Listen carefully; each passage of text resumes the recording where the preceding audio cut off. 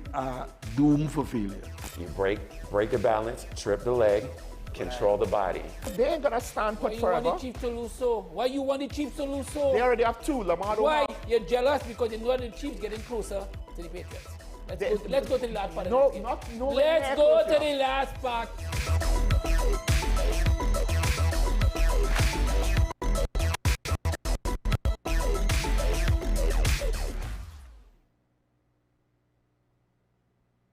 We are tackling the hard-hitting topics, some controversial topics, some topics we sweep under the rug.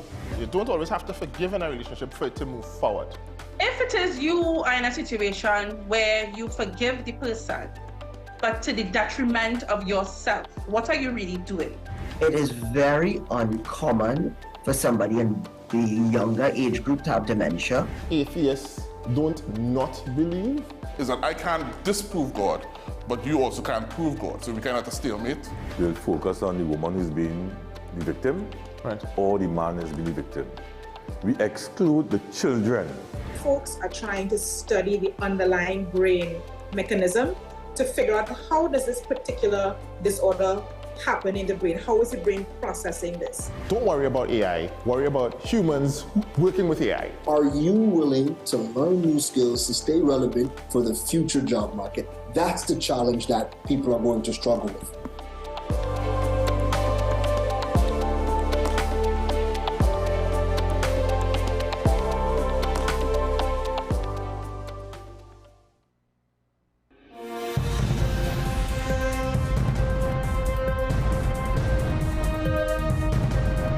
Seven is out, all day is in. WESN News on the hour. Pastor J, I want to get a tattoo. You really want to me. Respond to me how you would respond to me. The first question I'll ask is why? Controversial taboo topics. We get so consumed by church, we forget that we have to live the life of being a Christian outside of the Sunday. Like you say, we think going to a service makes us a Christian. Exactly. Yeah. Right. So here we are about to hear the second time Pastor J wanted to take a tattoo. Would have been late last year and early this year. Oh gosh. Hope Unfiltered podcast with Pastor J and Ren.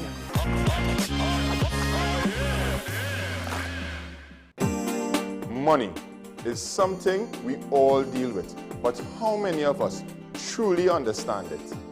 What if you could make better decisions with your money? Decisions that secure your future, protect your family, and bring you peace of mind. I'm Darren Jacobs, and I'm here to help you make sense of your dollars. Welcome to Dollars and Cents, the show that breaks down the financial world in ways that matter to you. No jargon, no confusion, just real conversations about money, your money. So join me every Wednesday at 10 a.m. on WESN for Dollars and Cents.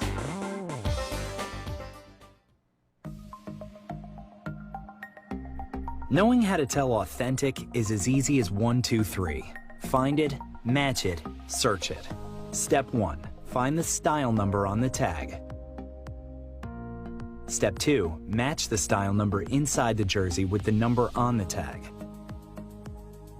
Step 3. Search it. A quick Google search of the style number will verify the jersey is authentic when the search results match the jersey being searched. Don't be fooled by counterfeit jerseys. Before you buy, remember to find it, match it, search it. Fan Zone, 2 locations nationwide. Center City Mall, Chaguanas and Movietown, Port of Spain. Nationwide delivery available.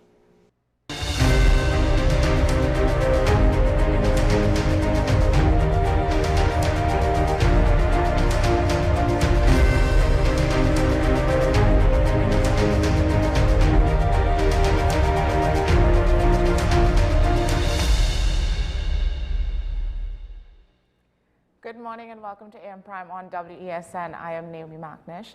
So this morning we are shining a spotlight on a production that's using the power of art to speak to one of the most urgent issues facing our nation's youth: mental health. This is something that we have talked about on the program before.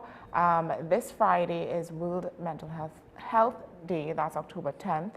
ACE's Dance Academy is bringing its 2025 dance season to the stage with Behind the Smile, a powerful and timely showcase that coincides with World Mental Health Day. The production blends movement, music, and emotion to explore what lies behind the smile of young people, the struggles, the silence, and ultimately hope. Joining us this morning are Keisha Bing Danzel, co-founder, artistic director, and choreographer of ACE's Dance Academy, as well as Donica Bing Jeffrey, a clinical therapist partnering with the production through Serenitas Health, Mental Health Services. And lastly, we're joined by one of the lead dancers, Imani, oh gosh, it's Imani Sarzano. Thank you, ladies, for joining me on the program this morning. How are you guys doing? Thank you so much for having us. I messed up your name, I'm so sorry. So jumping straight into it, this production, obviously it's something very timely, very necessary. But apart from that, why did you all choose to do it? Why was it something that you felt needed to be done, that was close to your heart, that, you know, tell us your story. Well, like you said earlier, just now, you know, it's something that's definitely needed, it's happening, and something that we need to address in our nation, you know, today. And the story, or at least the bringing about Behind the Smile, came from a men's mental health video that I saw on social media a while ago. And I was very moved with the fact that when they showed just two old gentlemen who looked like best friends, attending soccer game after soccer game, and one looked grumpy and tired and upset and something is wrong, and the other one looked happy and was like, you know, cheering them on or whatever. And you would naturally assume it's the one who's grumpy was the one with the mental health issue, and it wasn't. It was the other one. It was the one who was happy. It was the one who was smiling. And what struck me about it was its mental health that they were portraying.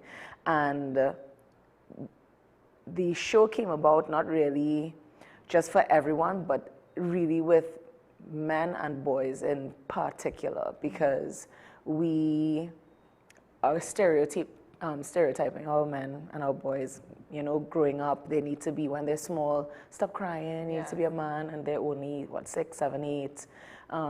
If it is they cry, stop crying, what you're crying for, when crying is a human emotion, not really a woman's or a female's emotion. And just them not being able to regulate themselves or find that there's a safe space for them to address what they may be going through mentally, emotionally, physically. And I wanted to use that, my platform, to be able to speak about it, and not just speak about it and create a wild story, but create stories that we live in every day. You know, yeah. So the partnership between your mental health services and the dance school, how did that come about? What was the intention behind it? I know, well, I would assume you want to get facts and just have something real attached to the artistic direction of the show. But tell us about that collaboration. Definitely. So when she told me about the idea, you know, I jumped at it because it is so timely, as you said. Yeah. Culturally, mental health, talking about it is taboo. Yeah. Somebody's struggling, we say, oh, they belong in the madhouse. Yes. Right?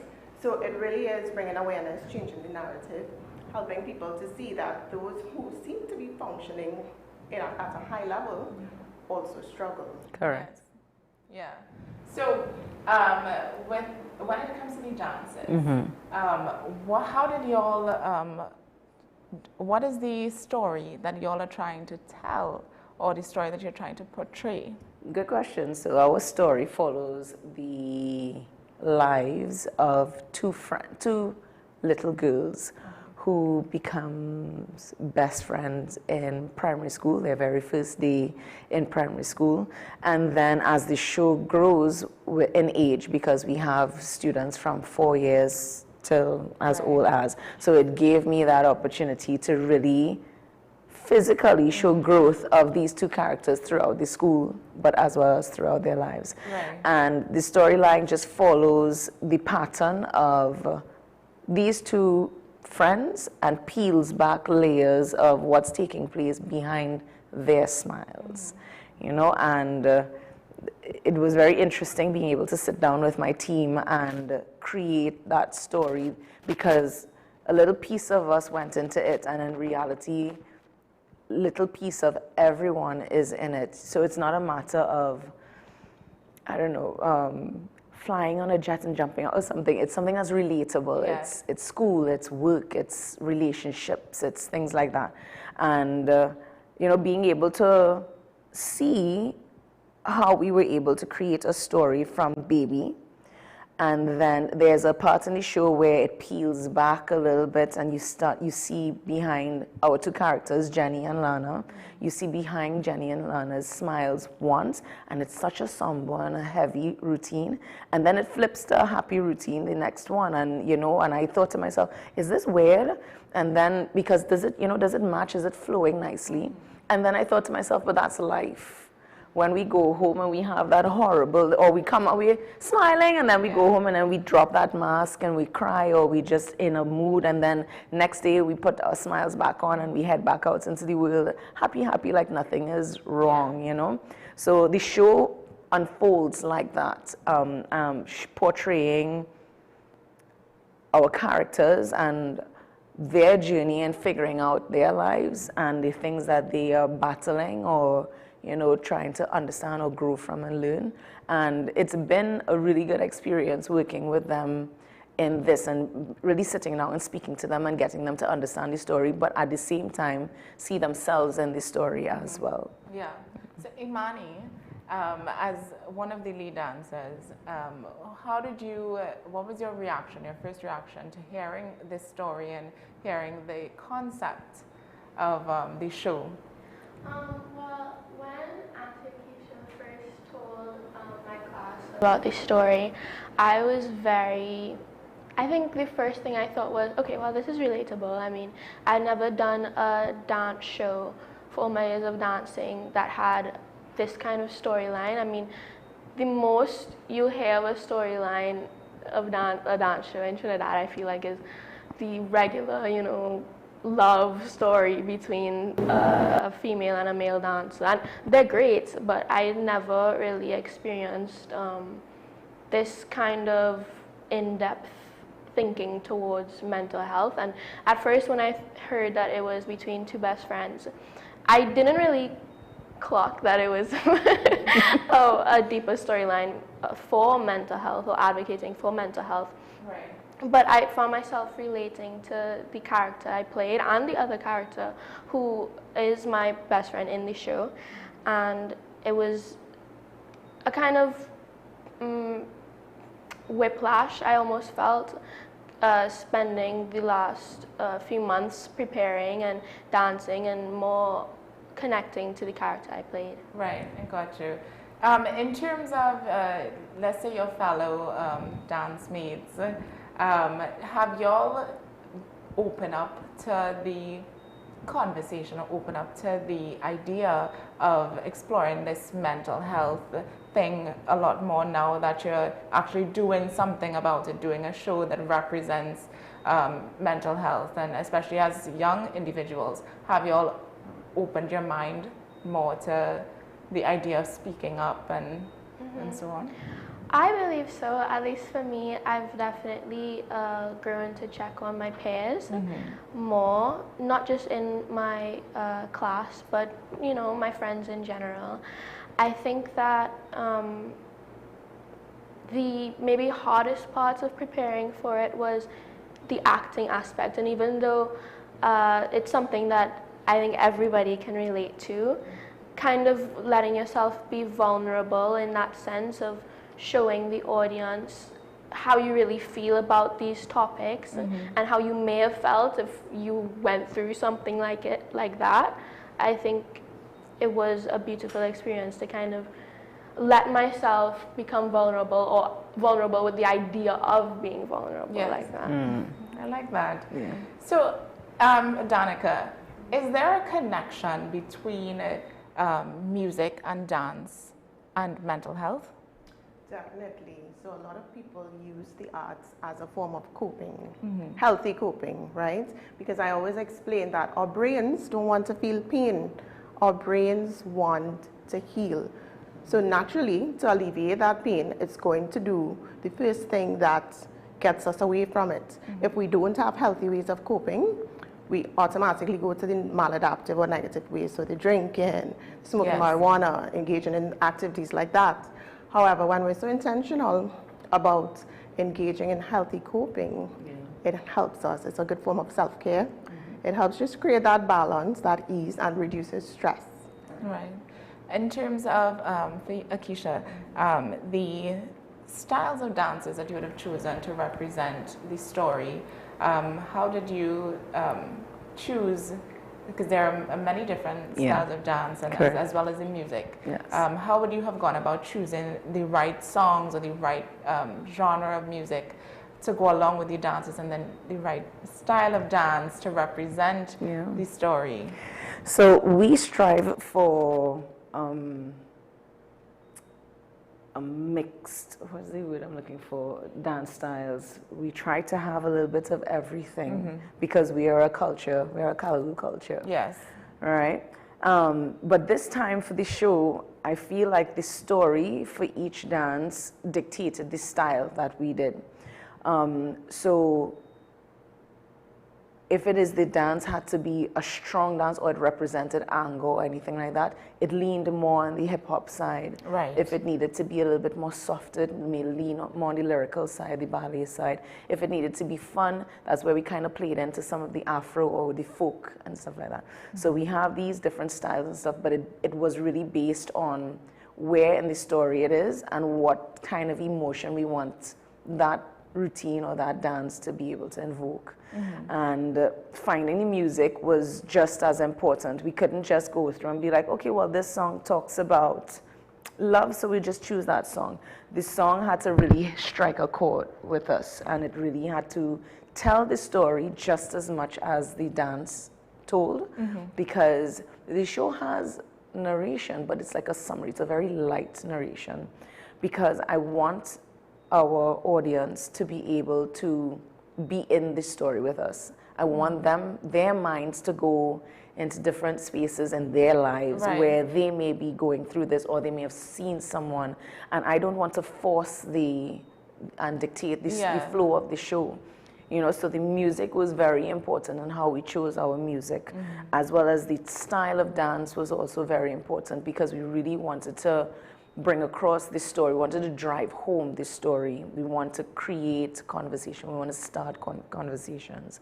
And, you know, that really took care with my team. My team and I, we really took care in figuring out what to do, what styles to use, and the type of music to use. And I think it gelled really good, because we keep getting feedback from our parents. Oh my gosh, you're gonna make me cry. So those who are coming, walk with some tissues. Well, I saw y'all will be having free mental health screenings at the event.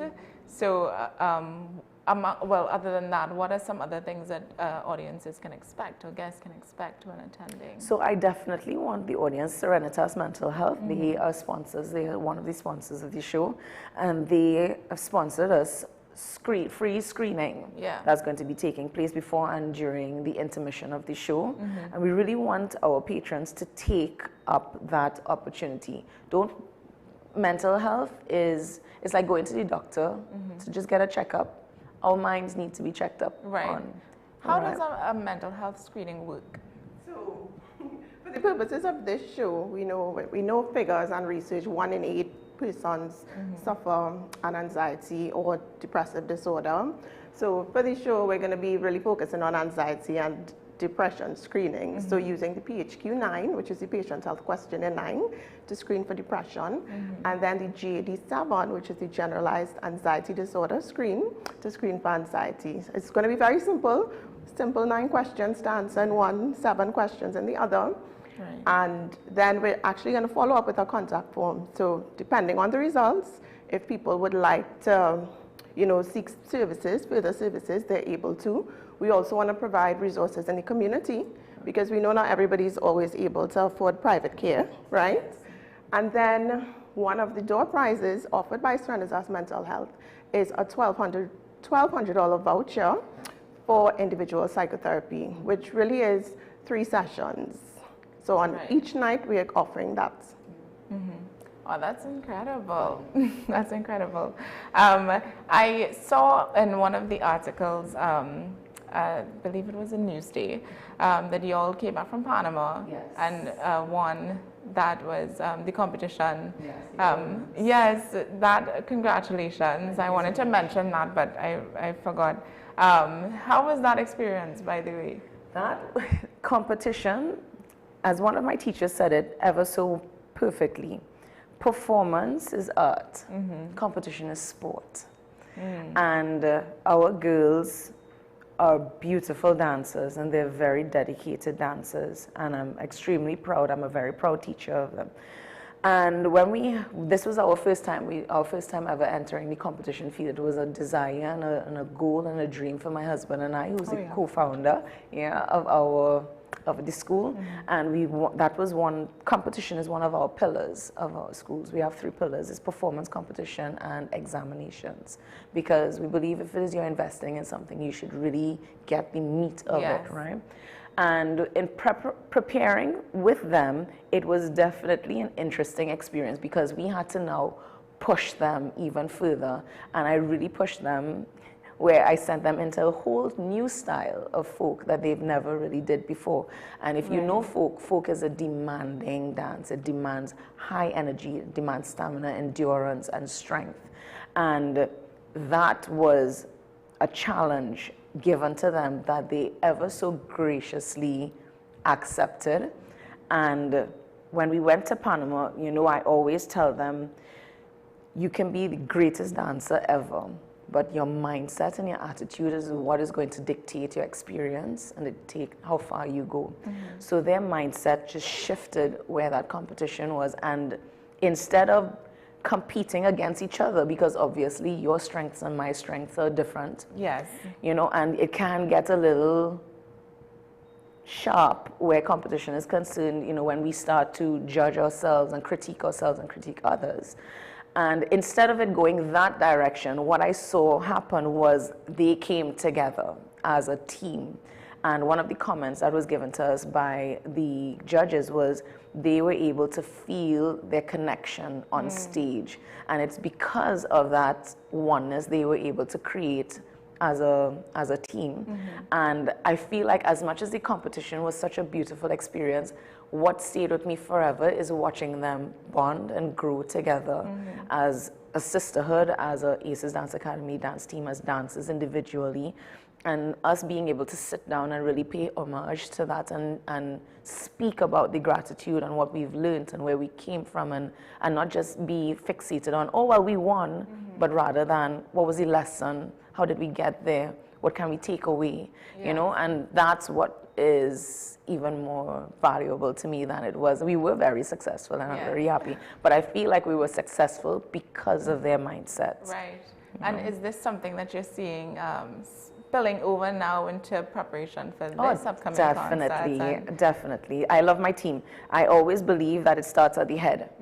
However I dictate it is how it's going to be felt throughout the entire school. How my teachers feel is how it's going to dictate throughout. So we do have that sense of family and community, but we also do demand that you give your best. So you will be pushed. We're going to be nice mummies, and then we're going to be your teachers. Right. So it's just striking that balance. And there's an energy in the school right now with this show.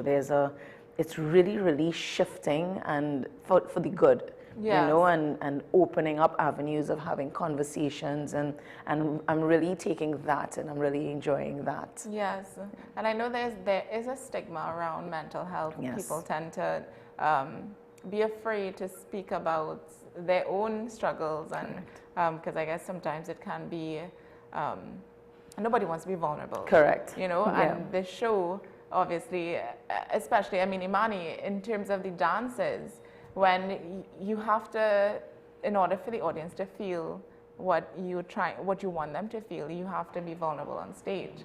You know, the process for that, the process in terms of, you know, tapping into your own emotions to do the best dance that you possibly can. How is preparation? Well, I feel like every single day for the past month, I have just been running every dance I'm in over and over and over again in my head, if not physically. And it's actually kind of consumed my life, I think. Yeah. And I think it will continue to even after the show.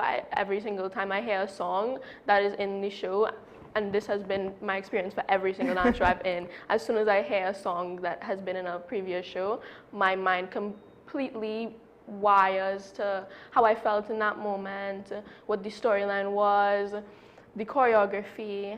And I think that just thinking about this storyline, just thinking about how I connect with my character especially, because while I do think the entire story is relatable, I think that my connection with Lana, one of the best friends, is extremely special to me, and I was so honored that Auntie picked me to be one of the co-leads, so thank you, Auntie. But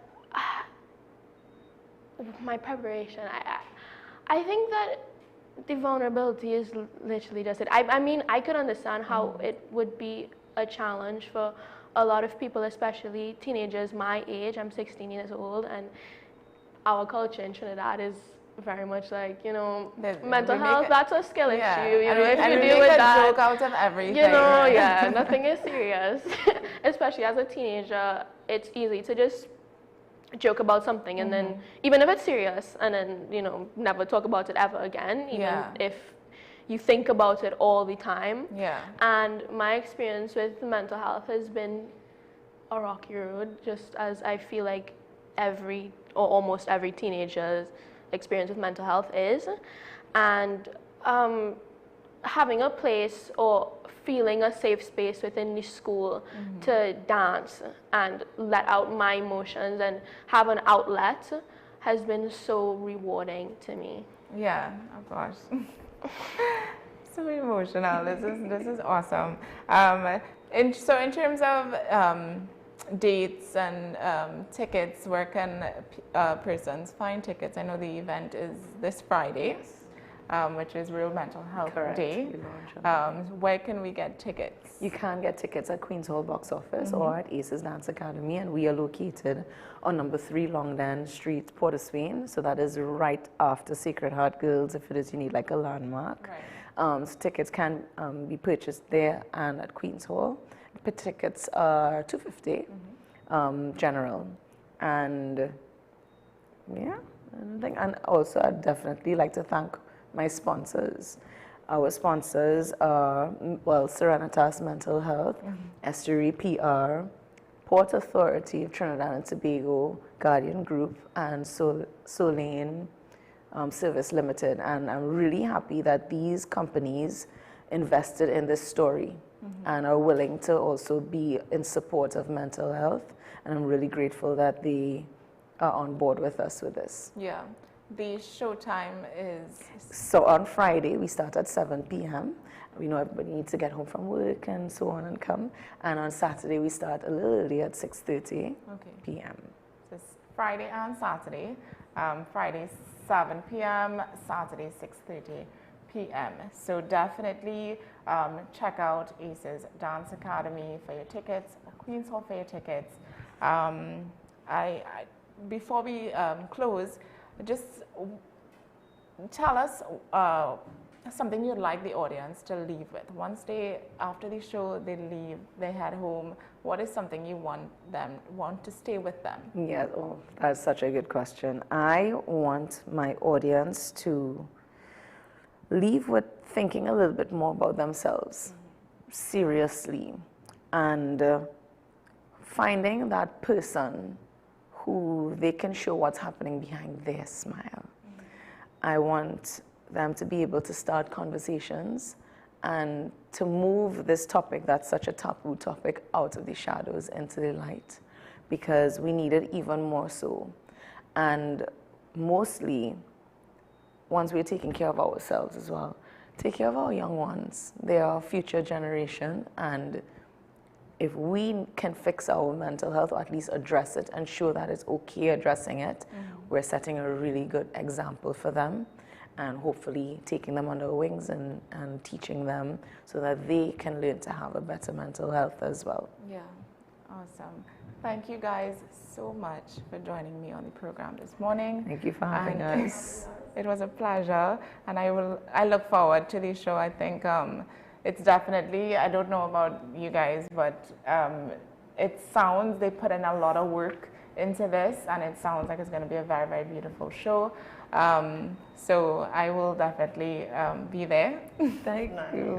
I'll definitely be there. I love concerts. I always did.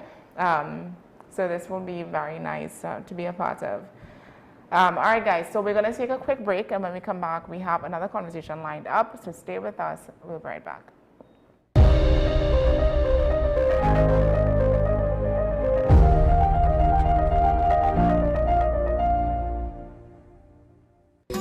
Take some time for yourself or spend some time with the family at Sandy Point Village Hotel. Enjoy our various studio and suite apartments, self-contained with their own kitchenettes and Wi-Fi. We also have our famous 100-foot swimming pool and our beachfront restaurant, The Steak and Lobster Grill. And our location in Crown Point puts us near the center of activity, from the nylon pool to the local nightlife. Call us and make your reservations at 639-8533, 389-2378, or email us at sandypointvillagehotel@gmail.com. When it comes to Pira and Laddu, I just use Chattak's Laddu and Pira Mithai Mix. It's a combination of traditional ingredients in one pack. I don't spend all that time preparing different ingredients like Ma. 3/4 of the work is done. So now I can make fresh, delicious Pira and Laddu in about 15 minutes with the convenience of Chattak's Laddu and Pira Mithai Mix. Now Ma's Kitchen is a Chattak kitchen. Now available Gulab Jamun Instant Mithai Mix.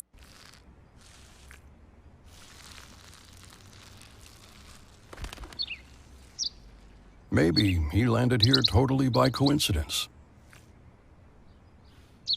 But if by chance he's admiring your fresh coat of Benjamin Moore soft sky blue, well, that's a pretty high compliment. Coming from an expert.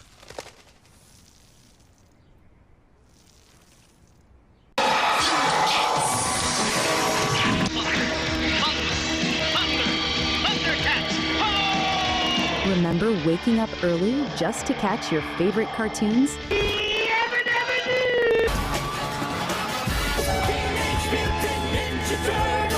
WESN brings back those magical mornings with Retro Saturdays.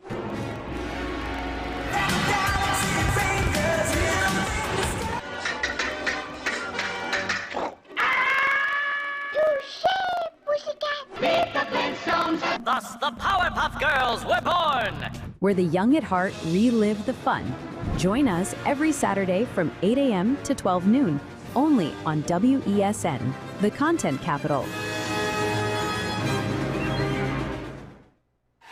FanZone, your reliable, authentic supplier, has just gotten better. You can now visit our website www.fanzonett.com for your authentic wear and collectibles. The only place where you can use both your Visa debit and credit cards. Visit our website fanzonett.com to make your purchase today. Do you need treatment for obesity or any related abdominal procedures? The community hospital now offers minimally invasive laparoscopic surgery done by an American-trained, board-certified surgeon with over 20 years experience. Give us a call at 235-5479 for more information. The Community Hospital of Seventh-day Adventist, where good private health care is affordable.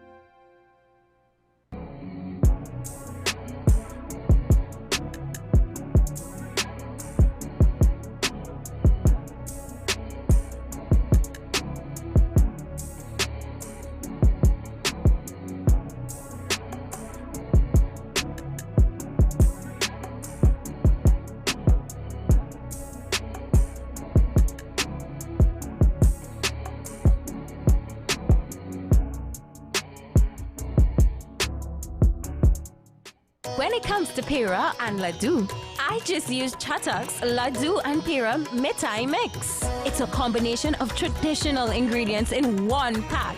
I don't spend all that time preparing different ingredients like Ma. 3/4 of the work is done. So now I can make fresh, delicious Pira and Ladoo in about 15 minutes with the convenience of Chattox, Ladoo and Pira Mithai Mix. Now Ma's Kitchen is a Chatta kitchen. Now available Gulab Jamun Instant Mithai Mix. In Hinduism, cow's milk is revered, and from the finest milk comes our ghee.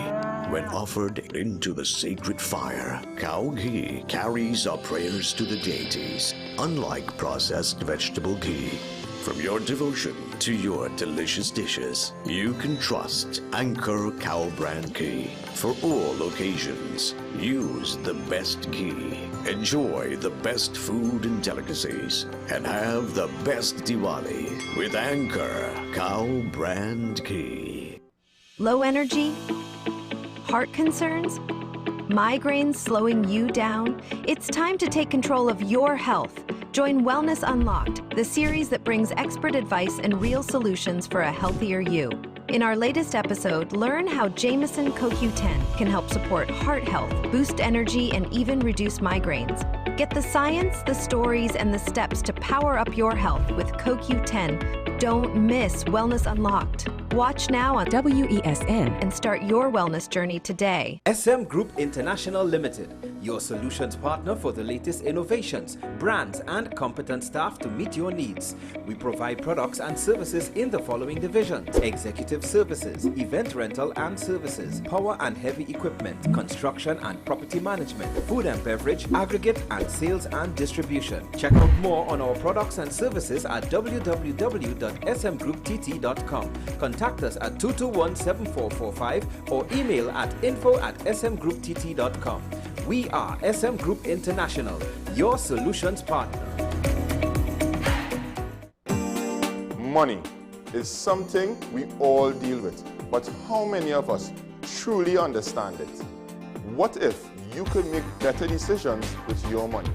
Decisions that secure your future, protect your family, and bring you peace of mind. I'm Darren Jacobs, and I'm here to help you make sense of your dollars. Welcome to Dollars and Cents, the show that breaks down the financial world in ways that matter to you. No jargon, no confusion, just real conversations about money, your money. So join me every Wednesday at 10 a.m. on WESN for Dollars and Cents.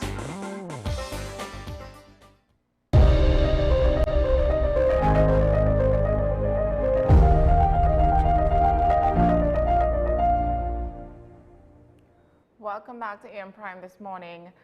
So a few things I wanted to note before we continue with regard to the ACES Dance Academy.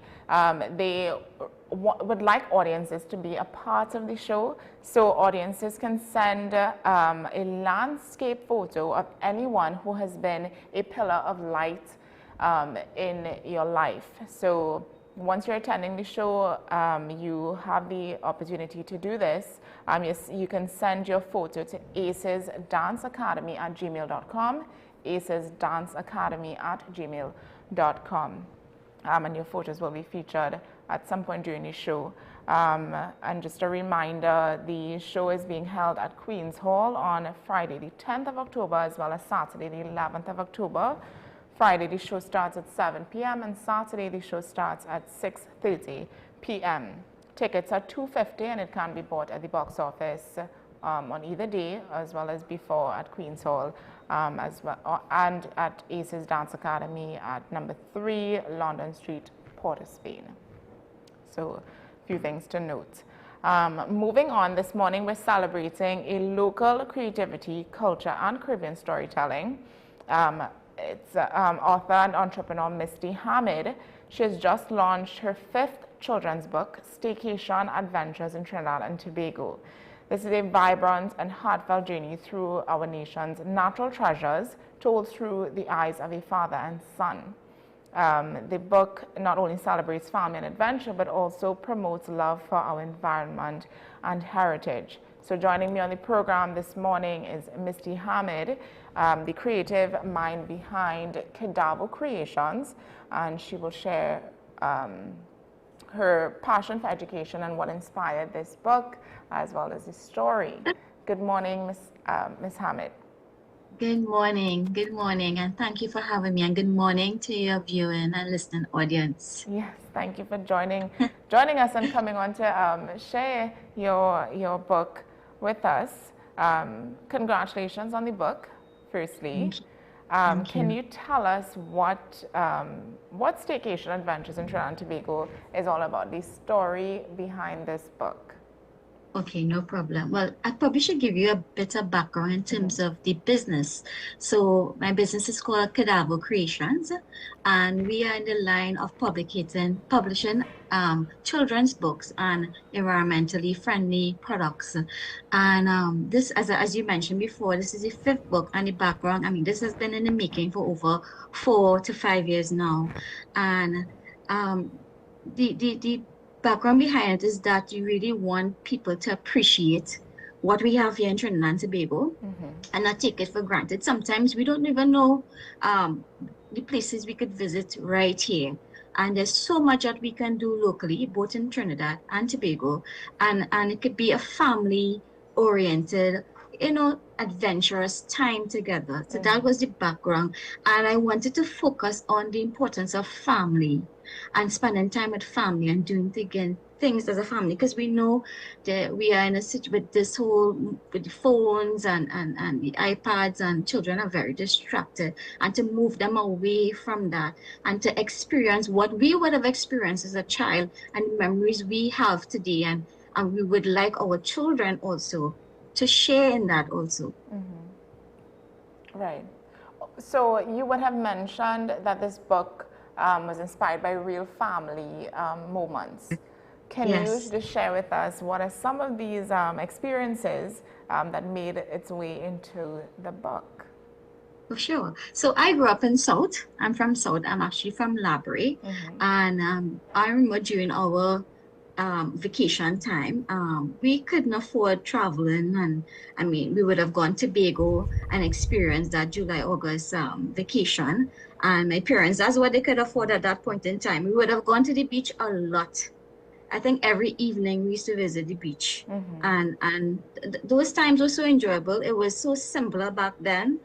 We didn't have Starbucks, and we couldn't, those things. So we went and we experienced nature.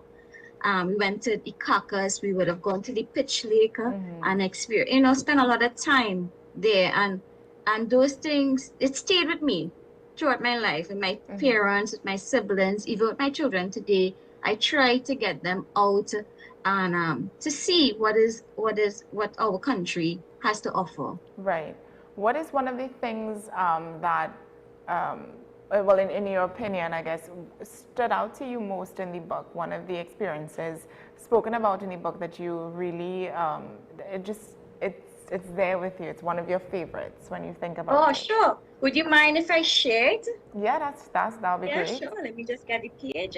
All right. So it's the father and son. His name is Dad's name is David and Anthony, and they would have gone on adventures throughout Trinidad, 11 places in Trinidad and 8 places in Tobago.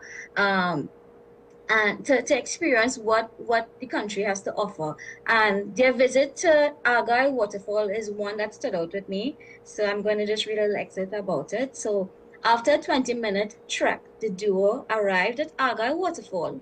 David, who is the son, was thrilled as he watched the water cascade over the rocks. The tour guide promptly announced that they were on the northeastern side of Tobago, just outside Roxborough. He added that the Argyle Waterfall is the highest waterfall on the island, attracting both local and visitors to its cool, refreshing waters that flow down from 3 remarkable levels. Suddenly, there was a loud thump, followed by a splash, and David turned to see his dad grimacing in pain. "Dad, are you okay?" he asked. "I forgot how slippery these rocks are," his dad replied. With compassionate eyes, David helped him up, reminded him to be more careful. With a mischievous grin, he teased, "You know, old bones take long to heal." His dad shook his head and chuckled. "Where did you get all that chat from?" David cheekily responded, quote, "Don't make sheep." They sat on the rocks, soaking in the refreshing cool waters before walking back to their vehicle and returning to their hotel. So this part really, I love it because it not only tells you, and it's information rich in terms of where the fall is located, certain aspects of the fall, but it's also about a father-son relationship. Yes. And that is why it's one of my favorite parts of the book, and the cheekiness of David, I just love that. I enjoyed listening to that excerpt, and I mean, it definitely highlighted not just about the waterfall, but our culture. You took something that everybody knows, everybody can relate to, and you put it into this book, and we were able to, feel what they felt in that moment, in a sense. Which is incredible. How do you hope that children and even parents see Trinidad and Tobago differently after reading this book, or what do you hope that they get out of it? A greater appreciation for what we have here, because sometimes we don't know, we don't even know where of the resources we have here and the treasures that we have in Trinidad and Tobago. Sometimes you talk to people, they've never been to the Pitch Lake. So it's really just to go and experience it. Take a day, take some time with your family and experience it as a family and share it, because we have so many visitors coming to Trinidad. Yeah. And when they read this book, I want them to be able to say, I want to go there, I want to experience, I want to go Maracas or Bacon Shack, because the book is really a tribute to our Twin Islands. It's so much more than just a story. It talks about our food, our culture, making memories, strengthening relationships, is an appreciation and care for the environment, and it's really about national pride. Love your country and protect it, and value it. Yeah. In your view and your experience, what do you think is missing in children's literature locally? And I know Cadavo focuses a lot on Caribbean culture, eco-friendly products. So what do you think is that missing link or that missing gap? Okay, sure. So my first book is called My Tropical ABC's Fruits, right? So when my son was 2, I went looking for local books, as you mentioned, something on fruits, because I want them to be familiar with the terms and to want to try the fruit also. And that is where the whole, in terms of the Cadavo came about. So I developed a book called My Tropical ABC's Fruits, where A is not for apple, A is for avocado, and we have B for balata, and C for cocoa, things like that. And I mean, it was really difficult in getting a letter for each alphabet, but we did it. And I mean, it's a really fantastic book, and that only teaches them about A to Z in terms of fruits and what we have here and what they could experience when they could spot it and they say, "Daddy, I want to try that." It teaches them also, that book also teaches them about the shapes, the colors. So that is what is to really, as I said before, to really value. Instead of trying something something something foreign. Let's do local. Let's kind of push that support for local. Yes. And that is the intent of Cadaver Creations as well. So one of the things that I read in the article published about your book, what you've hinted at gamifying your books. Can you speak on that a bit? Is that something that is going to happen very soon? Yes, it is. It's in the developmental stages right now.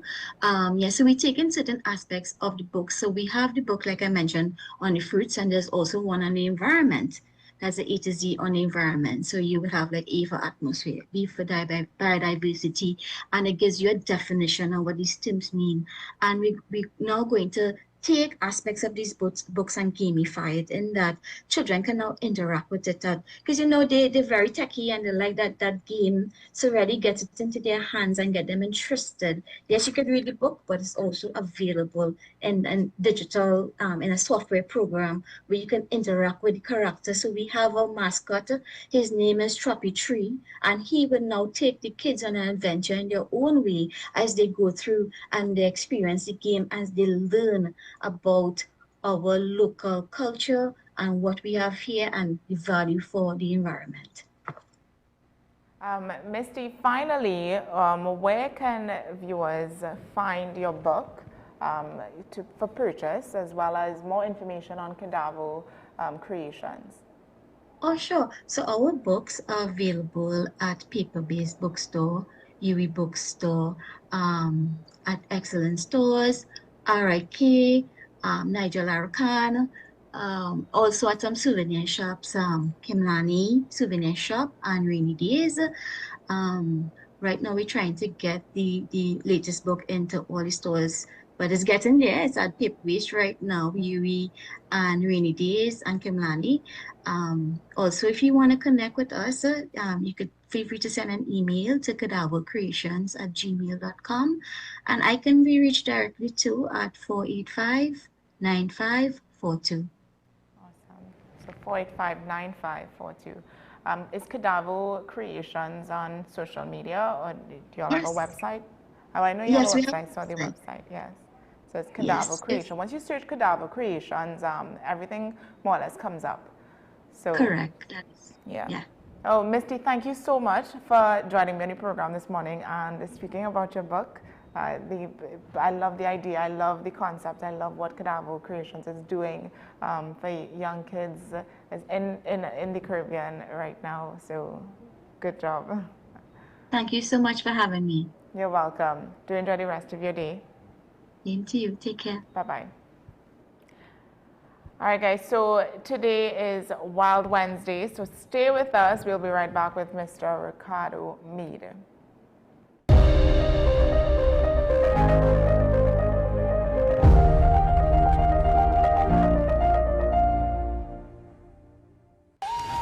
Come travel with us as we explore Diwali across the globe. Diwali is celebrated in many countries worldwide, but do you know the traditions and practices of each nation? From Guyana to Australia, WESN presents Diwali Passport.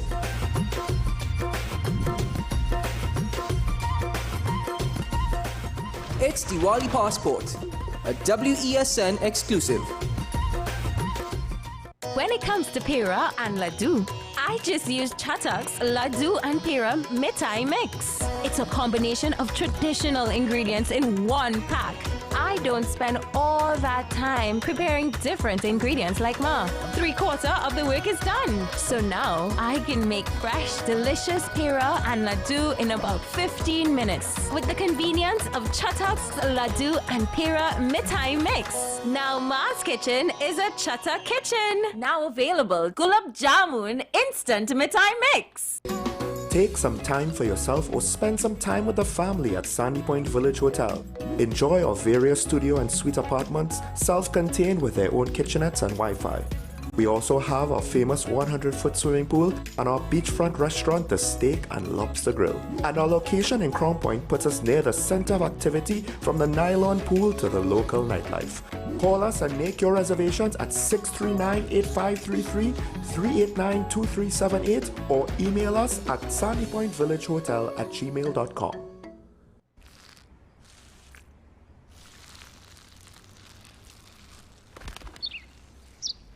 Maybe he landed here totally by coincidence. But if by chance he's admiring your fresh coat of Benjamin Moore soft sky blue, well, that's a pretty high compliment. Coming from an expert.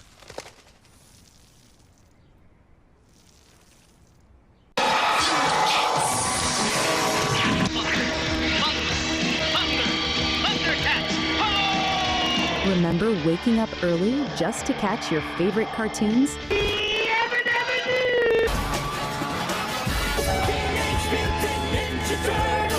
WESN brings back those magical mornings with Retro Saturdays.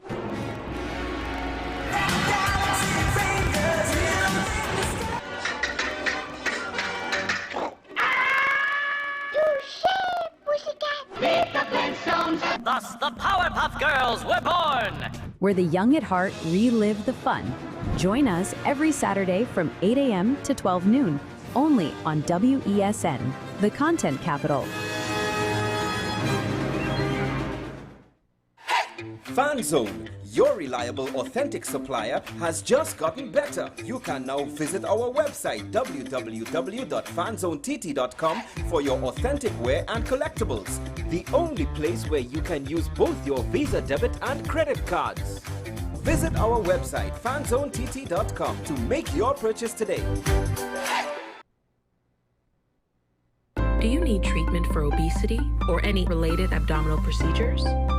The community hospital now offers minimally invasive laparoscopic surgery done by an American-trained, board-certified surgeon with over 20 years' experience. Give us a call at 235-5479 for more information. The Community Hospital of Seventh-day Adventist, where good private health care is affordable.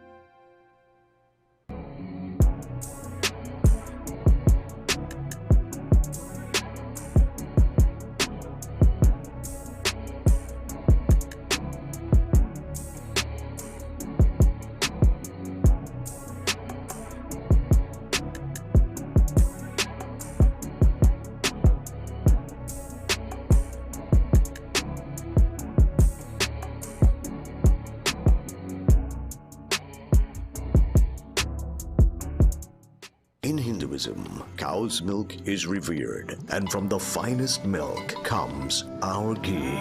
When offered into the sacred fire, cow ghee carries our prayers to the deities, unlike processed vegetable ghee.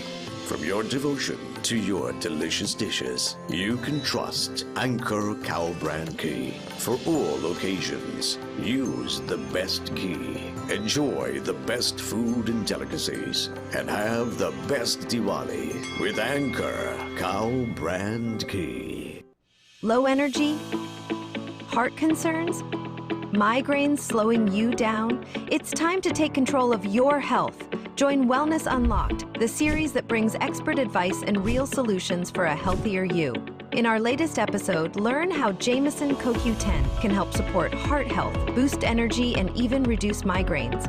Get the science, the stories, and the steps to power up your health with CoQ10. Don't miss Wellness Unlocked. Watch now on WESN and start your wellness journey today.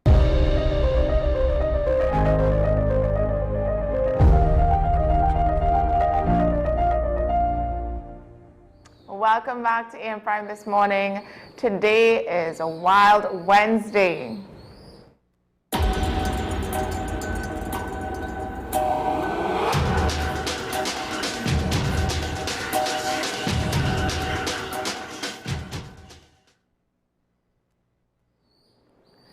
All right. right, so as usual, I'm joined by Mr. Ricardo Mead from the El Socorro Center for Wildlife Conservation. Good morning, Mr. Mead. Good morning, and good morning to you, my dear. Looking quite lovely and spiffy, almost like you're wearing a tux. If the viewers only know what's going on under the counter. My Lord have its mercy. TV is something else. I'm just wearing no shoes, and that's all. No. She's not wearing boxers, folks. She's not wearing boxers. Okay, I can guarantee it's not boxers. She just has on, you know, the 10 Commandments out there waving and waving in the breeze. You know, so good morning to you folks out there. It feels like I've been away for a long time. Only 1 week, eh? 1 week, and then before that, I think you joined us via Zoom. Zoom is strange also. So it's always different when you're in studio versus when you're when you join via Zoom. Correct. So I'm glad to be here to present some very important wildlife that many people don't consider. Louder, very loud as well. Well, that goes to their name. So what do we have here today? And I'm going to just bring them right out here. What we have here today are a pair. These are siblings. That's sibling number 1 and sibling number 2. These are rock doves, otherwise known as pigeons. Pigeons. Right there, that's simple, pigeons, yes, and that's their feeding response, pigeons. And their name comes from the French for piping chicks. So it's a kind of very obvious name if you're French. The sound that they make, that piping, chicks, they have chicks and you hear them piping, all right? So the name in French, I wouldn't try to pronounce it, I'm not good at French, some papilly or something like that, it means piping chicks. So from papilly, we got pigeon. Right. So these are pigeons or rock doves. So what these are actually feral birds. Yeah. They were domesticated thousands of years ago and used for all sorts of things. These are an important part of human development.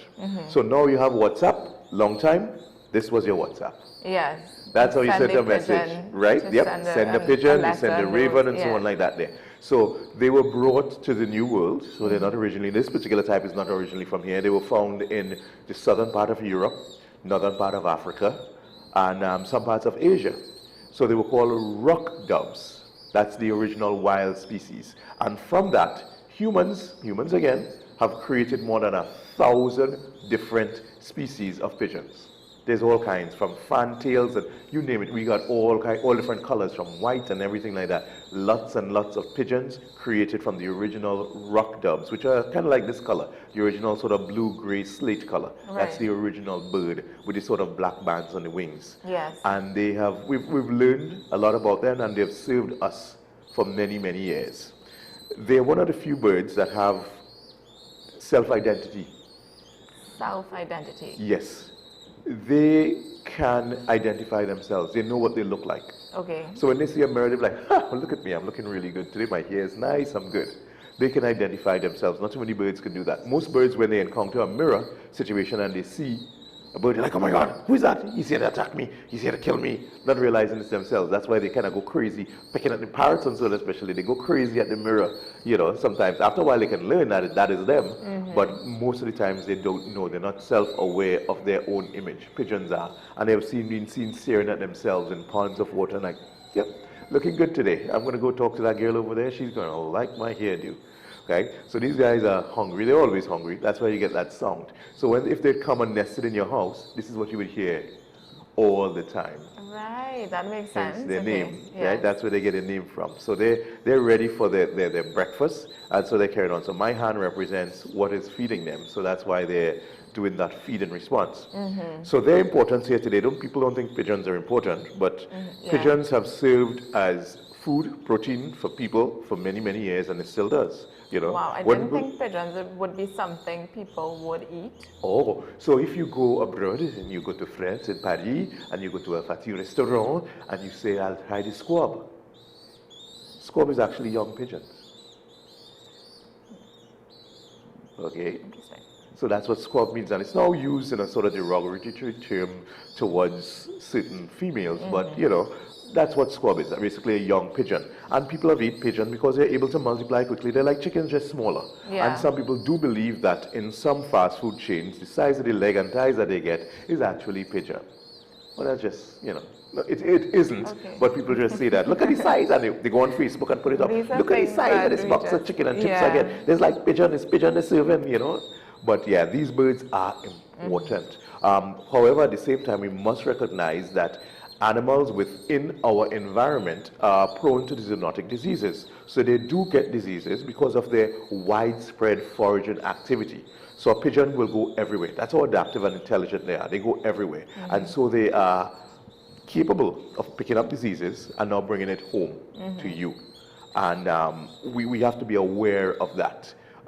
Certain people who have kept pigeons, pigeon fancying is a big sport around the world. Because you go down to South Africa, how do you get a message back to England back in the days? The pigeon. In fact, one of the largest races in the world is a pigeon race that goes from South Africa. And so you would log your bird and band your bird, and they would send them down there very young, because it takes a while to get down there. And then when they do the release, the bird comes home, and then you have to go on the computer and log the number and everything like that, and they'll figure out how fast your bird flew, how far your bird flew. And the winner is estimated to get about $3 million US. So is it that these birds are easily trained? Because let's say you're sending a pigeon to carry a letter or carry a package. Well, it's not training. It's what we do with animals is employ their natural ability. So I've seen a video where a guy literally cut a hole in the wall because there was a rat in there, and he took his python and he let it go in the wall and he grabbed the rat and bring it up. Okay? He couldn't do that with the cat. I mean, cats kill rats, but the cat can't get in the wall. The snake could get in. So you use the animal's natural physiology, physical abilities, mental abilities, normal capabilities to the advantage of. So pigeons have a natural ability to home. They can find their way back from whence the area that they call home. So if they say this area is home, they will find their way back home. So humans have discovered that and have now used that to their advantage in terms of using them as homing pigeons. So my house would be their home, and now if you're going somewhere distant, I can send the pigeon with you. You can take it with you in a little carrier, you feed it and so on there, and if you discover something, you put a little message on his foot, and you send him off, and he would come back home. And when he comes back home, like, oh my gosh, the pigeon is back. I got a message. You got mail. And you go and you grab your pigeon, you take up the message and you read, don't come here, savages will kill you. Oh boy. You know, or whatever the message is. Yeah. Okay, so that is what we have used them for, and that's what they use now for pigeon racing. So there are several pigeon clubs in Trinidad and Tobago. So the tradition is a very, very old sport, developmental activity, as it were, because it's beyond a sport. Before, when it was done for basically survival, it was not a sport. But as we moved away from that, people continued using it as a sport, because having amazing flyers is important. So you can't just take any pigeon and send it. Sometimes they don't make it. Birds of prey, humans shoot them, other animals. But you want the best, fastest flyers to go to bring your message, so your message gets home. One of the things I noticed immediately about these baby pigeons is the beaks. Yes. It's very oddly shaped. Well, right now, because they sort of will grow into that a bit. Right, because an adult pigeon has a more straight beak. It's straight. Is it curved? It has a slight curve, but it doesn't have that big area there.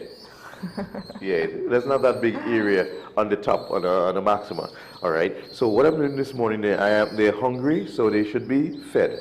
So we have their food here prepared, and so it's not just about the pigeons this morning. It's about baby birds, because truly in Trinidad and Tobago, especially with the alteration in climate, there is no longer a particular season for baby birds. They seem to be coming around year-round now. So at any point in time, so these just came in a couple of days ago.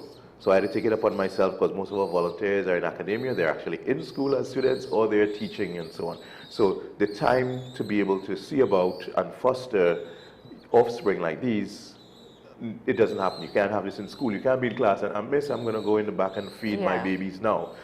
Very few people are crazy enough for that. I'm one of the crazy people, fortunately, you know, and I'm fortunate that I have a show like this that I can come on and do a feeding live. So many people, when they get baby birds, they go on the internet, or they ask someone who they think they know, and they tell them, what do you feed baby birds? Say it. Say it. Worms. What do you feed baby birds? I don't feed baby birds. Okay, most people in Trinidad and Tobago feed baby birds. Ever had a baby parrot? No. Oh, okay. I would assume what people say, milk. Bread and milk, yes. Right, but bread and milk. If I was to feed a baby bird, I would give it like a worm or something. Well, that's if it's an insectivore. If it's not an insectivore. I wouldn't know. I would just say a baby bird. Parrots not eating no worm.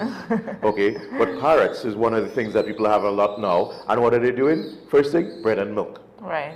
People out there, birds, when you say chicken chest or chicken breast, they are not mammillary glands. It's just a muscle. So they do not lactate, they do not produce milk. Their bodies are incapable of properly processing milk. Okay. So basically they are absolutely lactose intolerant, and that will cause the basis or the foundation for all sorts of diseases and gastrointestinal problems to these animals. You will make them sick, you will kill them. Stop feeding them bread and milk. That is not food. No mother bird would give them that. So you've heard the term crop milk. Your people said, yes, the mother comes back and gives them crop milk. That's what they're looking for when they're doing this to me, crop milk.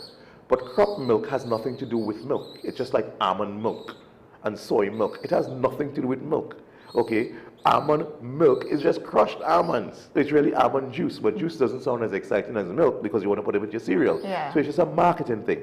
Crop milk, however, the mother would forage around all day, all about the place, picking up stuff there and eat it. And it would store in a crop. Her enzymes and bacteria, all that stuff is sort of mixed in there. And when she comes back to the nest, she opens her beak, and the babies put their beak in there, like that, and she would regurgitate, and she would feed them. That is crop milk. No milk. She didn't go buy any cow, any goat, nothing like that. There is no real milk there. It's just called that way. We just like to call everything milk.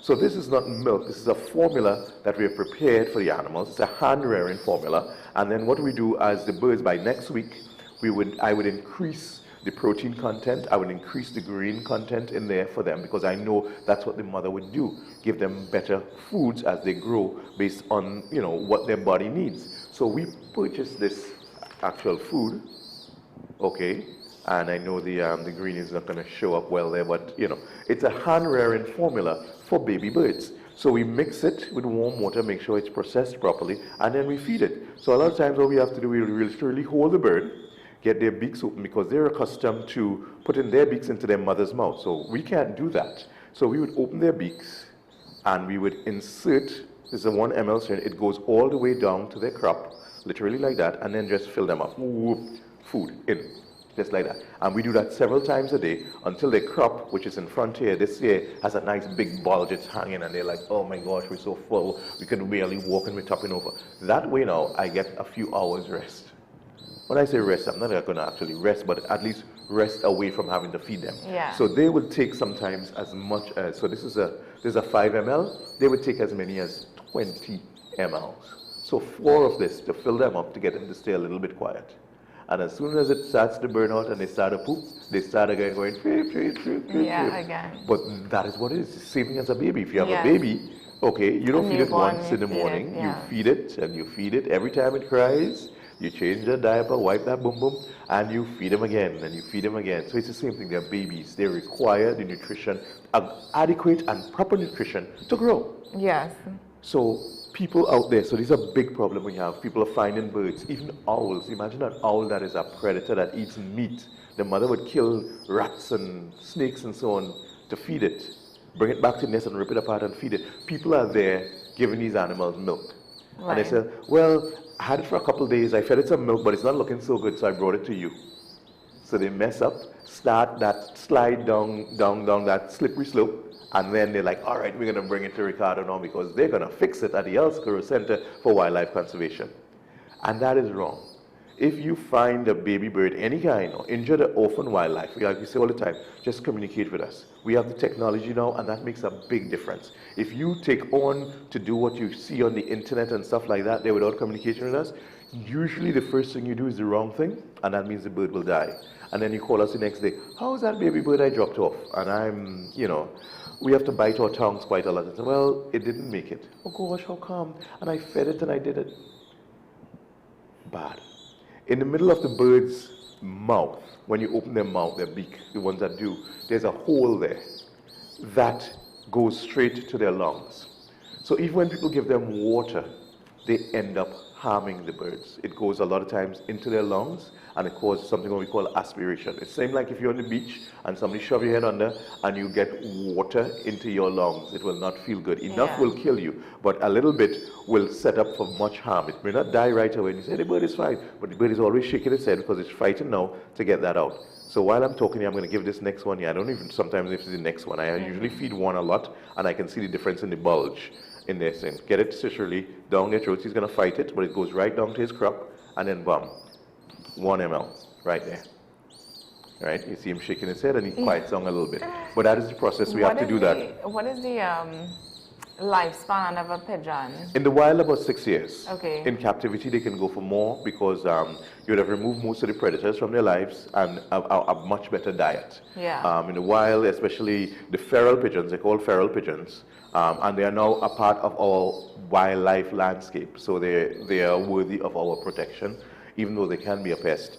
But those birds do, see that he's starting to recognize the tube, and he's like, give me the tube, give me the tube. Okay, yes, you're going to get it, but I'm going to have to do it, like I said, the hard, old-fashioned way. Open your mouth and put it down there. They do so well in captivity because all the risks that would have shortened their lives are removed. It's the same thing with dogs.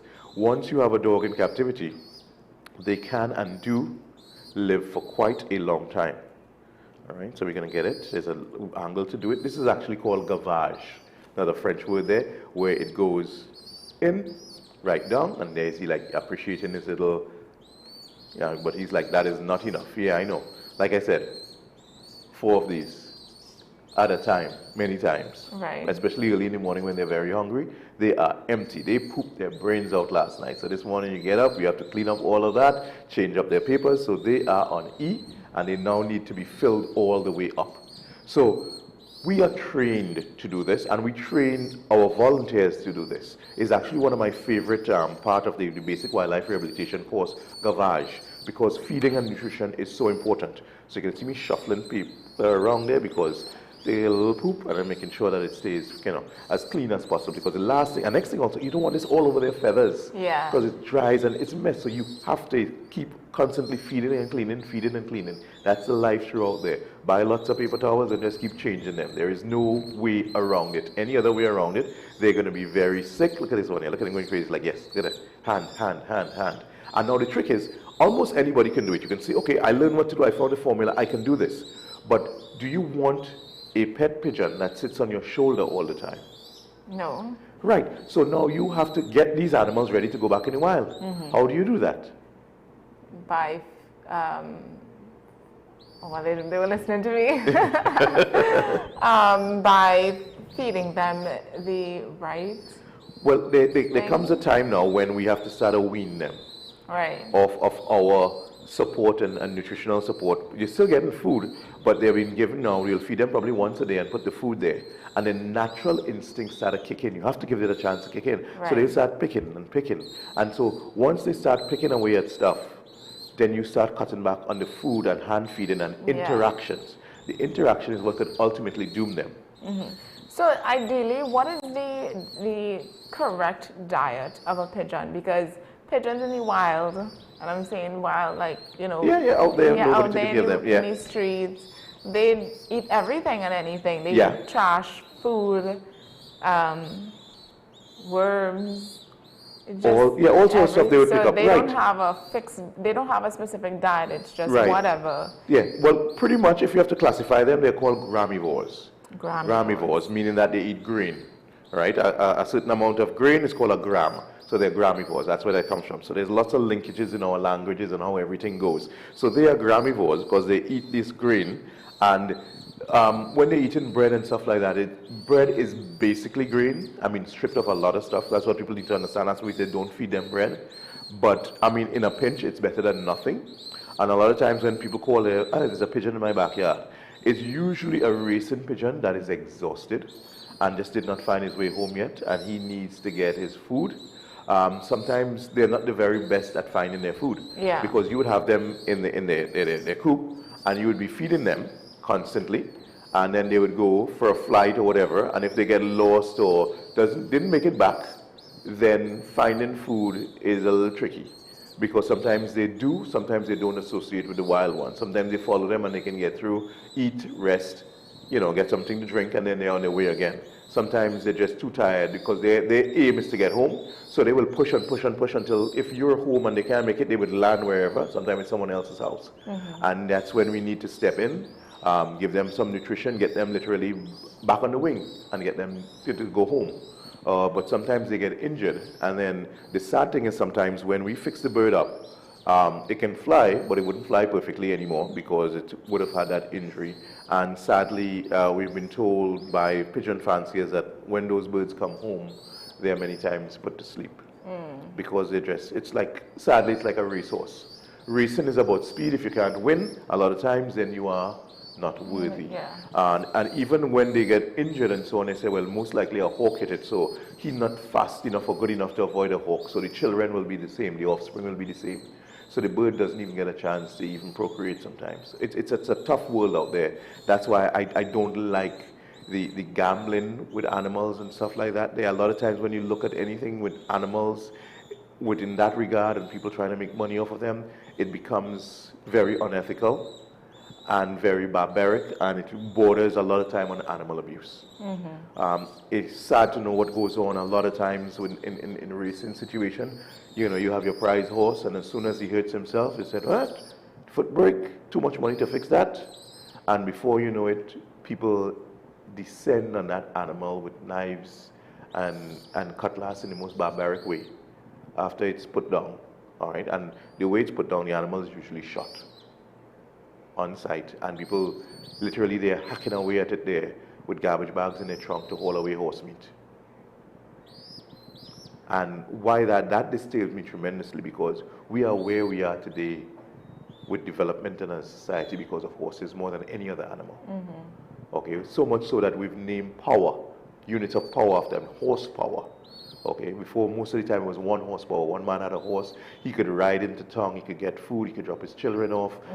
He could plow the field. It was all about that. If you took that horse away from that man, you basically were sentencing him to death back in those days. And in fact, in the Westerns, which are a portrayal of what actually happened, if you stole a man's horse and they caught you, they hung you on spot. If you killed his wife and his children and stuff like that, they would sentence you to trial. So that shows you, you know, but it's just, how important that was. I'm not saying that it's right, but that's how it was seen. And now for these people to turn around now and start eating the horse that brought you there, it's like, we should have boundaries. You know, in certain cultures, they do it because of lack of protein and stuff like that. But in a situation where you have choices, you know, people are like, oh, we'll go have the Jira horse. Stop and think about what you're doing, people. Come on, what does it say? And then the funny thing, I always comment that we do some of the most interesting things here, for want of a better word, in Trinidad and Tobago. And then look at another culture and say, oh my gosh, they're eating rat. Them eating rat. Okay, what is an agouti? Rodentia, rat. What is a lap? Rodentia, a big rat. What is a capybara? Rodentia maxima, the biggest rodent that there is in the world. And people are running down that and paying big money for that meat. And then you would look at somebody else who is eating rats and say, oh my gosh, look what they're eating. All right? I don't mind, you can eat just about anything. The key in it all is really sustainability, you know? Okay, because somebody asked the other day, so what is the difference between eating some whitefowl, killing whitefowl, and hunting? I raise those whitefowl, or somebody raised those whitefowl, and every 6 weeks we can produce 100 million of them. Just about. Could we produce 100 million agouti to justify the overconsumption in 6 weeks? That's what it's about. It's about sustainability. So many people have turned away from hunting in the US, and now there's a problem. The problem is the deer populations have exploded to the point where they're now threatening human lives and livelihoods because of what their activities are. So in a case like that, would I hunt deer in Trinidad? Absolutely not. I've probably seen a deer in the wild about 4 times. Okay, they're not easy to see. But in the US, and I have been to New Jersey, New York, all over the place, there are herds of them. And I've been traveling to go places and great accidents where people have died because they went across it and struck people's car. People have died. So there's a whole lot of difference. So I'm not a tree hugger, Bambi lover, that I can't do what you all consider a manly thing. You think killing is manly. No, I'm telling you, killing is not manly. Killing is actually easy. It's kind of our nature. You know what is manly? You know what takes you beyond the point? What is very humane? To care and have the compassion towards something that is unlike you. And a lot more people need to understand that. Killing is easy, especially when you hold a shotgun, point at an animal and bam. And then after that, all you're studying is meat. Yeah. Okay? Try jumping in the water to save an animal that is dying. Try taking that animal back to your house and nurturing it back, knowing that you're not going to eat it, you're just going to put it back in the wild, and maybe one day it'll produce more, and then your children and your children's children will be able to see it. Humanity is not now defined about being masculine and macho anymore. That is a level of stupidity that went out with the cavemen. Now it's a different world, and we have to talk about sustainability, we have to talk about the future, and we have to talk about compassion. And if your conversation really doesn't include those words, what are you talking about? What are we saying as people? It's just about me, I, we. But we can't live without these. Be it a pigeon, the ducks, the snakes, we need them. Yeah. They don't need us. Understand that, people. Of the ecosystem. So that is why, in my daily efforts, I try to be the best human I can by being humane to other humans and other creatures that help make this planet our home, which we know. Actually, one of them, I noticed one of them was sleeping or trying to sleep, and the other one is just like, no, you can't sleep. You can't sleep, and he's only harassing him. Right. Well, we have another. He looked like if he could speak. Right. Yeah. He's like, you have food. I want more food. Alone. Yeah, you have food. Well, that's where they are siblings. That's the way they would go. Right. So again, get into the throat. There's a particular way to get it in there and down to the crop, so it does not get into the air passage. Imagine somebody taking soup and pouring it on a throat and going into your lungs. Right? So salt water is bad enough. Imagine soup, you would really feel that it would be painful. I can see the difference with what you're speaking about, the thing that gets big when it's filling up. It's filling up, This one is a lot faster than the other one. So we want to get it nice and full so that I can get some work done today. Yeah, and he's also the quieter one. Right, and then when you have more food in here, you're happy you go to sleep. Yeah. Right, so we're going to give him his last one for now. All right, again, the beak is open. We're not telling you to do this at home, folk. This is what we do. Okay, I sometimes have to do 20, 30 birds, in a week, different birds coming in. We love the best part. The best part for us is when these birds are big enough, strong enough, capable enough. Can set them free. Set them free to go free somewhere. So if, people say, oh, you're promoting pigeons. If they're a pest in your building, a lot of times buildings are built kind of silly and give them ledges and areas. There are now bird spikes and ways to remove those ledges. You put the bird spikes, they can't land there, so no problem. Simple as that. You don't have to go the stupidest thing, and people have done this here. You see poisoning the animals? That is animal abuse because you don't know where that poison is going to go. You poison a pigeon, then you kill a peregrine falcon, you kill the owl, that killing the rats that come in and are affecting you and giving you leptospirosis. There's a chain, it's a circle. We are connected to these animals, people. And I'm not talking about some mythical, spiritual thing. This is an actual physical thing. So you don't understand the intricacies and so on. You can understand the physical, straightforward thing about what they eat. And as much as you don't like pigeons, they're helping to clean up the mess. If you didn't have so much mess around, they wouldn't be there feeding. Okay? If Port of Spain wasn't so dirty, with waste and food and so on that would normally even attract rats, the pigeons, what would they be eating? Yeah. Think about it. I mean, there are some people who deliberately go out of their way to feed them. Okay, that is their, their choice. I do not particularly approve of it, but that's not me. I don't know if they're really breaking any laws by doing that. But when you have, a situation where you have thousands of birds, I think, what's the famous place? Trafalgar Square in England, where people go there and they run through the pigeons and so on. That is a dumb thing to do. When these birds take off and they're feather mites and all kind of stuff like that, you might end up with a respiratory infection. So don't do that, please. You see that in movies, and I see people from Trinidad actually go on. Don't do that, please. They come up there with a respiratory infection. This movie, Home Alone. Right, with the pigeon lady. Yeah, pigeon lady. Yeah, compassionate lady. You're thinking, oh my gosh, she's a bomb, but look at the help she provided for Kevin. You know, she helped out Kevin tremendously. And she just had the pigeons all over her. Yeah, you know, so yeah, it's you know, they are actually, like most wild animals, they will appreciate where the food comes from and be very loyal to that. So that's why you become the pigeon lady, that sort of way. She's providing food for them. And a lot of people like that, I admire them. They barely have for themselves, but they will find a way to get food and share for the animals that they're around. And that is a wonderful thing. It gives you a little hope. Humanity. So look at the time they've been here, and we have a black counter, and just off the black counter, see this white stuff? Yes. That's all a sort of dander of their feathers, because their feathers are growing out. The shaft is a sort of very thin material, close to like your fingernail. So that, as the feathers are pushing out, that stuff just flakes and falls off, so that creates this. Yeah. So for a lot of people, can't be around birds because of stuff like this, the dander, it just irritates them, and they have allergies to it and stuff like that there. So it's not for everybody. Okay, you have to know what is for you and what you can't be around. So if you can't, as a volunteer, can't handle dander and you have an allergy, I wouldn't be sending these pigeons by you for you to see about them. That would be a, you know, very evil thing to do, almost like a death sentence for you. Yeah. And you're supposed to know also by now, you know, by the time you're 15, 16, have a good understanding of your environment and what things affect you negatively, and you try to avoid that. Yeah. So it comes down to these animals need our help. And the reason they ended up with us, a lady did over a roof where they oftentimes nest, and she actually thought that the mother would have come for them. And I'm like, okay, how is she going to pick them up?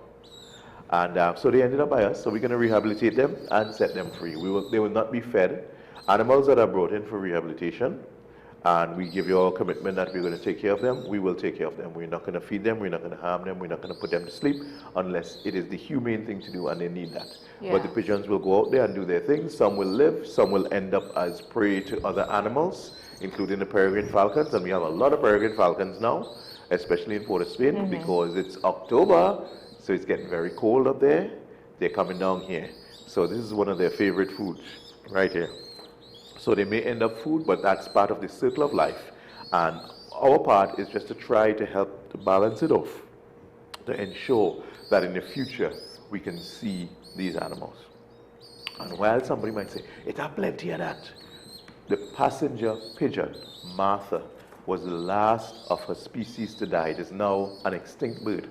It was considered the most populous bird in the world. Wow. It was believed there were over 5 billion in the United States, way back in the days. But as America developed, their homes were lost. People ate them, cats ate them, people poisoned them. And I think it was in 1941, the last one died at Cincinnati Zoo, Martha the passenger pigeon. There are no more. So from 5 billion, the most populous bird in the world, now there are none. So if you're saying it have plenty of these, something can happen and our behavior and activities can negatively affect these animals. Yeah. And before you know it, there are none. Yeah. Don't take it for granted. You might think there's so much or there's too much, but really and truly there's never too much, because we can just as easily kill them all. Which is the same thing when Mr. May speaks about, you know, when you see pests around your home or snakes and these creatures, just leave them, you know, once they're not inside of your house, leave them be, let them roam around your yard. Or we can relocate them if it creates, you know, them. some people have a serious psychosis and phobias and so on like that there. That's quite understandable, because I'm not going to spend 4 months trying to do, you know, psychological analysis and you want to get to the point where you understand it's safer for me to just move the animal somewhere else. So we have done that and we do that.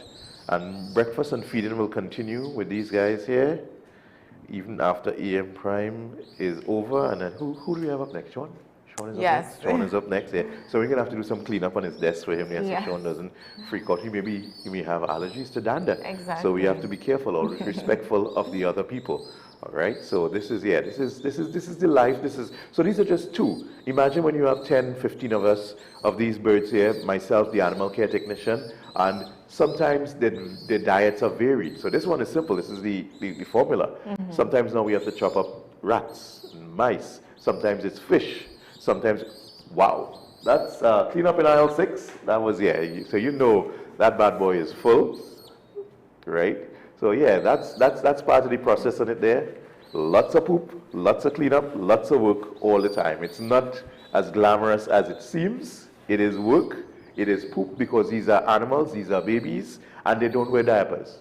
Even changing the diaper can be a very traumatic event for a lot of women who have to do it first time. I'm looking forward to your first experience. You tell me what it's going to be like, right? You're not looking forward to it, are you? No. It's important. It's how you got here. Yes, it's important. Yes, how you got here. If that time comes, I will rise to the occasion. But till then, you can practice, your cousins and so on. I've changed diapers before. It's not a problem. But I'm just saying that's not. I'm not in that era of life right now. All right. Where I have to be changing diapers. But we do have to wrap, and these birds were a pleasure. Get quiet. All they know is that now they decide to be quiet. They are adorable, but not really. I feel, see these birds close up, they actually are quite... Just remember the ugly duckling, eh? Ugly. Remember the ugly duckling. Maybe you should bring us some of your baby pictures. You're laughing, right? Yeah. My baby pictures are adorable. Of course, everybody says that. But you know the saying? Personally, I'm like not even being biased. My mother always says I was the cutest of her The children. face only a mother can love. Any mother ever watch your child and say, here's my child, but damn, you're ugly. You must be taken after your father. Some parents are honest like that. Some parents. I would be. I'm honest like that. I call it for what it is. I find babies are some alien-looking, orange head, grapefruit head-looking. There are some, yes. There are some. But a kid is a kid. Especially newborn. Boy. I've seen my share of them. They're like, wow. Far removed. All right. So we are going to wrap there. Don't forget you can engage with us on our social media as well as our WhatsApp. You can leave your comments. Our WhatsApp number is 682-9376, and you will have your comments featured here on AM Prime. You can also reach out if you have any suggestions for topics that you'd like us to touch on, or you'd like us to have. Feel free to do so, and we will do our best to make it happen. I will leave you with this. Good morning. Sorry. I will leave you with this. Valuables we carry may impress others, but values we hold will inspire others. So your values are definitely more important than your valuables. Definitely ponder on that for the rest of the day and make the most of your day. Mr. Mead, thank you for coming out this morning. Thank you for having the three of us here, and I will continue my feeding process there and my cleaning process. Yes. This is the life. We also have the flyer for the event this weekend, Friday the 10th. This is for the Aces Dance Academy.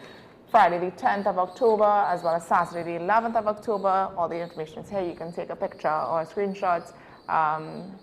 And you can get your tickets at the Queen's Hall box office or the Aces Dance Academy on London Street, Port of Spain. I think this will be a very, very beautiful concert. So definitely support, be there, and I'm sure you all won't regret it. So thank you again for tuning in. We have Sean Michael Small on the hour of 8 o'clock, so do not go anywhere. But I will see you back here again tomorrow morning. Bye-bye.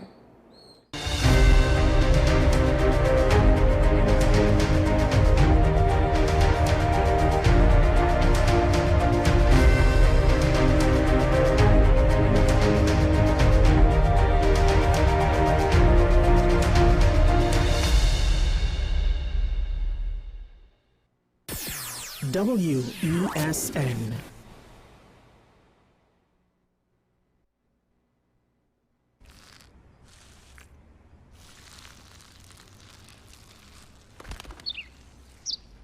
Maybe he landed here totally by coincidence. But if by chance he's admiring your fresh coat of Benjamin Moore soft sky blue, well, that's a pretty high compliment. Coming from an expert.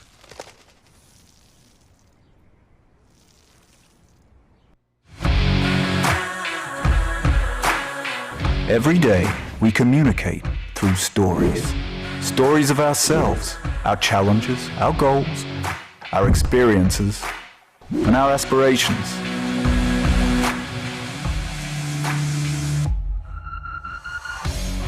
Storytelling is an art that we have mastered. WESN Film Studios comprises a collaborative team of experts with extensive industry experience locally, regionally, and internationally.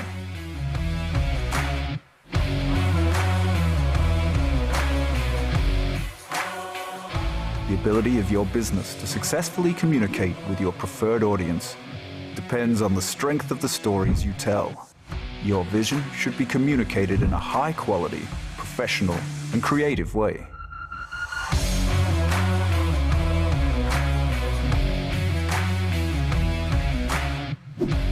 From concept to post-production, advertising to film, multi-camera productions, live events, streaming, and virtual conferencing, we are WESN Film Studio. Let your own unique voice be heard and your vision realized. Call us today at 628-5835 for your next production.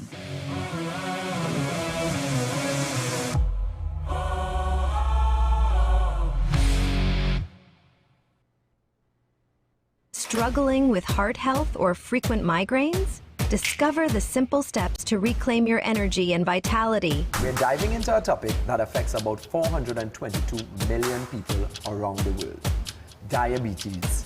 Tune into Wellness Unlocked, the series that delivers expert advice, practical tips, and inspiring stories to help you take control of your health and well-being. Your health matters. Don't miss Wellness Unlocked. Watch now on WESN and take the first step toward better health. WESN.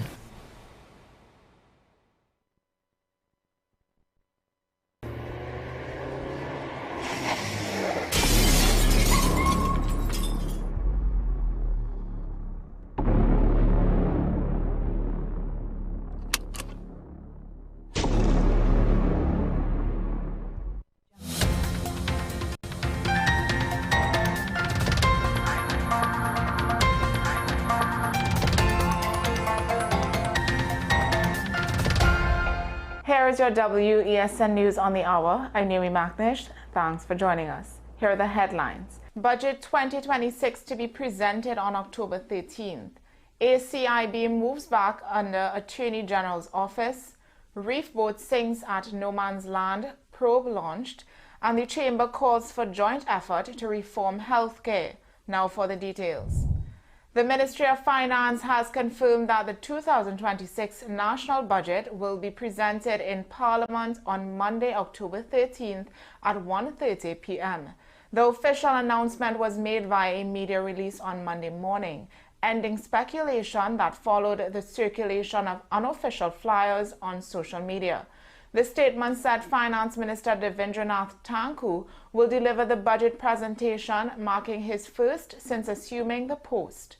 The confusion began when UNC Public Relations Officer Dr. Kirk Mayhew mistakenly shared an unverified flyer announcing the date. He later retracted it, saying no official word had been given at the time. However, the same date was later confirmed and posted on the UNC's official social media platforms, and now officially by the Finance Ministry. Police Commissioner Alistair Guevara says the relocation of the Anti-Corruption Investigation Bureau to the Office of the Attorney General will not affect its fight against corruption. The government made the move over the weekend as part of a reshuffling of ministerial responsibilities. It was initially left out of the Gazette, but later corrected. Commissioner Guevara described the shift as an executive decision outside the police's control, but said he has full confidence in the officers of the ACIB.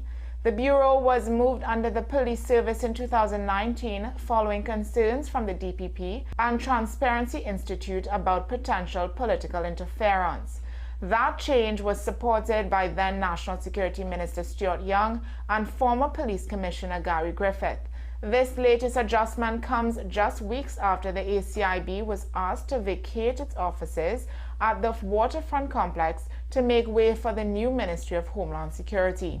An investigation is underway after a reef tour boat sank at No Man's Land, Tobago over the weekend. Chairman of the Bucco Reef Management Committee, Alan Stewart, confirmed the incident and said an emergency meeting was held with THA officials on Sunday. Videos circulating online showed passengers scrambling to safety as the boat went down at night. Stewart said no one was hurt, but noted the vessel appeared to be operating after park hours, which would breach Bucco Marine Park rules. THA Minority Leader Kelvin Morris expressed concern over increasing incidents at the reef and criticized the current administration for neglecting the Bucco Reef Marine Park bill. He said the PNM plans to revive it to create a safer and more structured system for reef operators. The investigation continues. The Chamber of Industry and Commerce is urging stronger partnerships between the public and private sectors to tackle non-communicable diseases and modernize Trinidad and Tobago's healthcare system. At its recent forum, Transforming Healthcare, Bridging Gaps for a Healthier Future, Chamber Health Committee Chairman Barry Tangwell said the country must move from building empires to building ecosystems. Roche Pharma General Manager Alvaro Soto added that mistrust within the systems limits collaboration and called for data-driven, patient-focused solutions. The Chamber's Health Committee has identified 5 areas for reform: public-private partnerships, NCD management, e-health, financial sustainability, and tender diversification. The group has invited the health minister and other key stakeholders to continue consultations aimed at creating a more transparent, people-centered healthcare model. Well, that's news to the hour on WESN. I'm Naomi Macnish. Thanks for watching.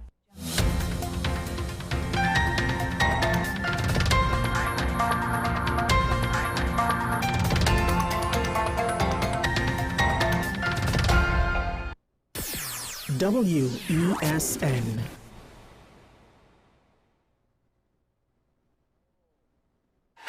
FanZone, your reliable, authentic supplier, has just gotten better. You can now visit our website www.fanzonett.com for your authentic wear and collectibles. The only place where you can use both your Visa debit and credit cards. Visit our website fanzonett.com to make your purchase today. Pastor J, I want to get a tattoo. You really respond want to me. Respond to me how you would respond to me. The first question I would ask is why? Controversial taboo topics. We get so consumed by church, we forget that we have to live the life of being a Christian outside of the Sunday. Like you say, services. we think going to a service makes us a Christian. Exactly. Yeah. Right. So we are about to hear the second time Pastor J wanted to take a tattoo. Would have been late last year and early this year. Oh gosh. Hope Unfiltered podcast with Pastor J and Ren. The home of Caribbean content is growing, and we welcome you to be a part of the #1 platform for young personalities who are driven to make a positive impact in society. As we continue to reach every corner of Trinidad and Tobago through our daily broadcasts, our social media pages, or through our 75+ digital billboards across the nation, contact us to learn about our competitive rates via marketing at wesncc.com or call us at 628-5835. WESN Content Capital, television with a difference.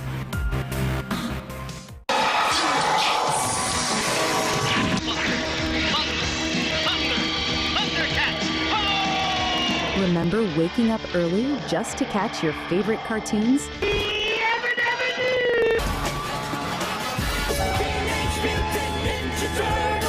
WESN brings back those magical mornings with Retro Saturdays.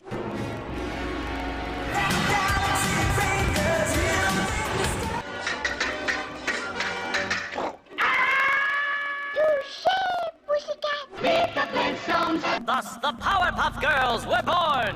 Where the young at heart relive the fun. Join us every Saturday from 8 a.m. to 12 noon, only on WESN, the content capital. WESN.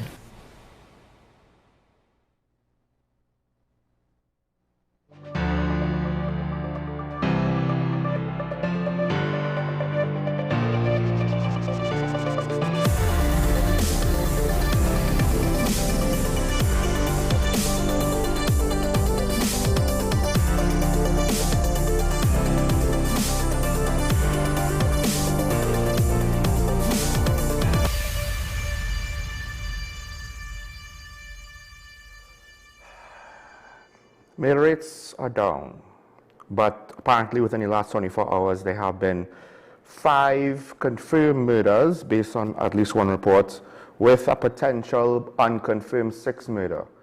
Now that might not necessarily do anything for the annual statistics, but it is alarming. That kind of rate of death, of unlawful killings, potentially 6 in a day.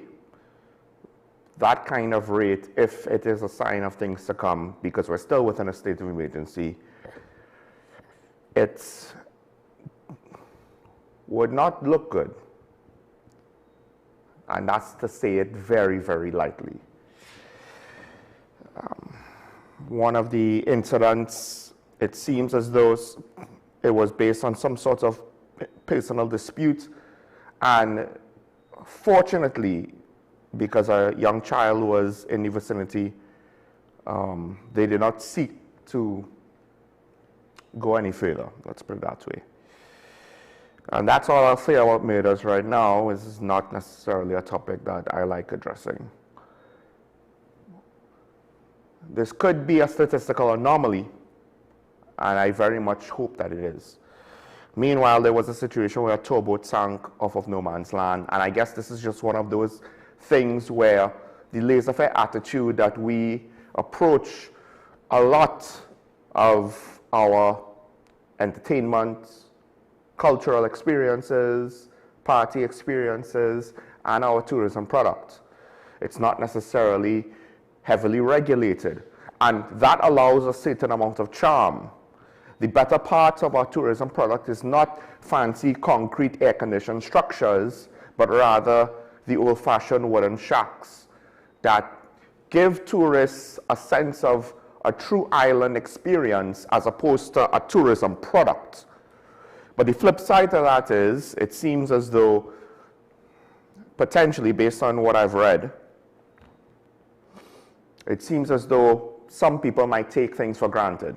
And in this case, one of the questions brought up, I believe, is if this vessel, I believe it was operating at night, the incident occurred on Saturday around 10 p.m., things are supposed to end at 6 p.m., generally speaking, and I believe that's done for safety, right?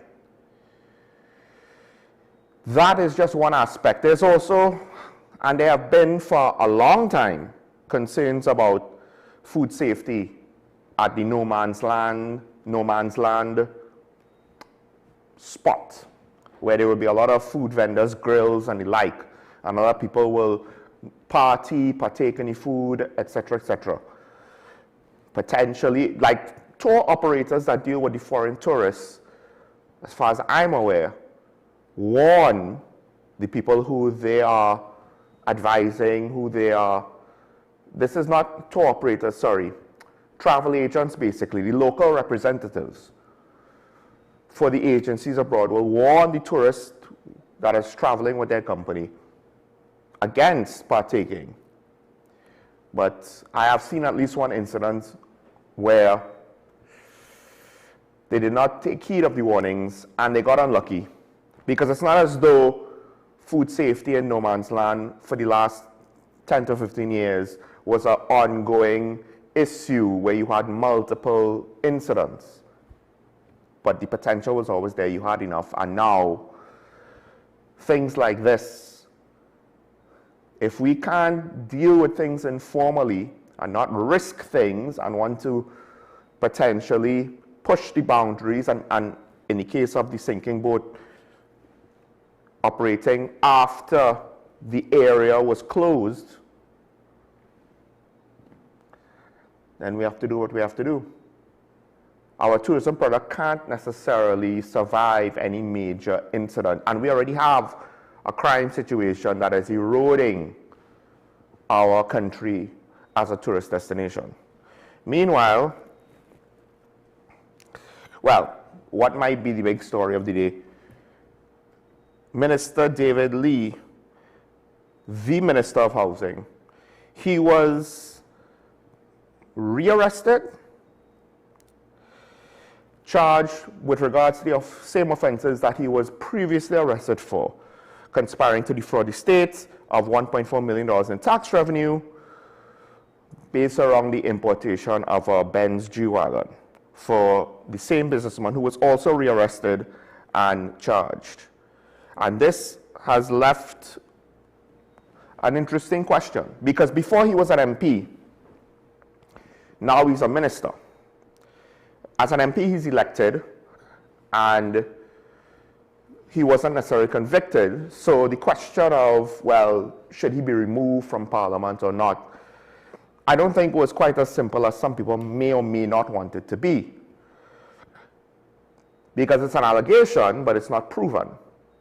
But yet, it's difficult to see how the country will have confidence in a body like Parliament if you have allegations like this hanging over their head. Not just a rum shop allegation, but an actual allegation from the police.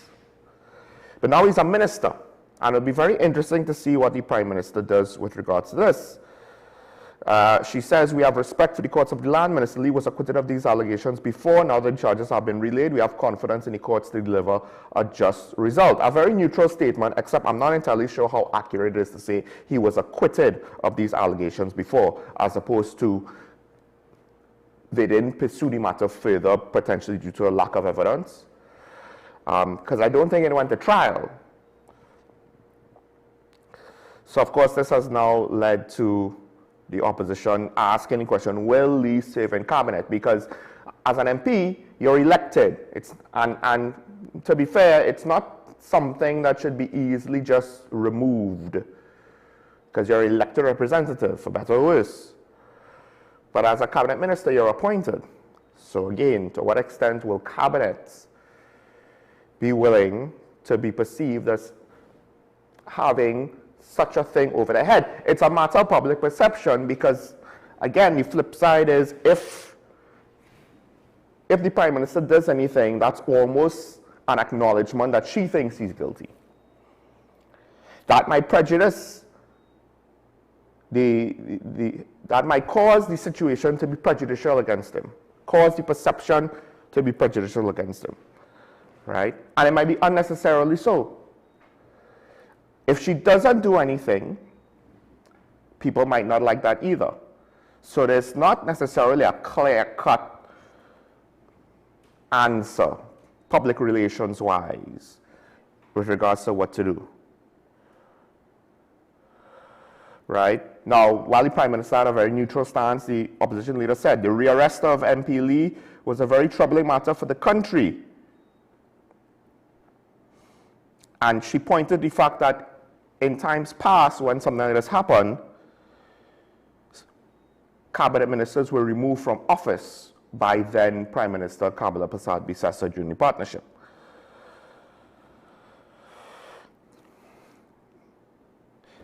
Quote, in light of these developments, the opposition calls upon the Prime Minister to immediately inform the nation whether David Lee will continue to serve as a Minister of Government and senior member of Cabinet while facing criminal charges.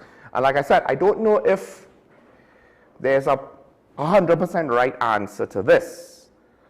And this is why people holding high office need to not try to do anything that is questionable. Let's put it that way. Because I do think at the end of the day, Mr. Lee might have done something. Whether or not it was illegal is a whole other question. That has to be proven, right? Or he might not have done nothing. But the association, you have to be careful when you're holding high office. You have to be too careful. You have to be careful to the point where it's unfair. you are not like any other citizen. You can't afford any perception of any wrongdoing. And to the point where it is unfair, but that is reality. Because the timing of this is very interesting. It seemed as though in a Ministry of Housing, you had 3 ministers, the line minister and 2 juniors, and somehow more than one responsibility was taken from that ministry and placed under the office of the Prime Minister just before this happened. I don't think the 2 things are related, but unfortunately the timing is what it is, and people will speculate on that, right? Because if it is the case where you're trying to consolidate responsibilities to streamline things so that the line minister could focus on something, he has help built into his ministry. Unlike other, because there are certain junior ministers like Minister of Defense Sturge, who is also minister in the Ministry of Homeland Security, if my memory serves correct, right? Some ministers like Minister Padrat is also a minister in the office of the Prime Minister. But as far as I'm aware, Anna Roberts and Philip Alexander, they hold no portfolios outside the junior portfolio in housing. So it wasn't necessarily a matter of Minister Lee needing help to execute the duties in the Ministry of Housing. So then there is the second question of why were these responsibilities removed from the Ministry of Housing? Is the work that much that you need 3 ministers to oversee what's left? Because the timing of this, it implies, it does not necessarily say for certain, it does not make it a fact, but it implies that things isn't all bueno. And now for the Ministry of Housing, where you've removed responsibilities for the line minister to have a charge of potentially defrauding the state, essentially, it opens the door to speculations on corruption when you put 2 and 2 together. This will be an interesting test of the government. It's not necessarily one that how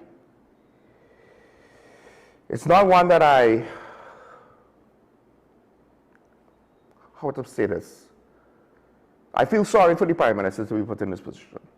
Although it should have been one that she could have anticipated, but I still feel sorry for her to be put in this position. Now she has to deal with it. And regardless of, oh, well, I know it's hard and I'm sorry that it's hard, but she has to deal with it well. Otherwise, the results are the results, the consequences are the consequences. Whatever I have to say is irrelevant. This will impact the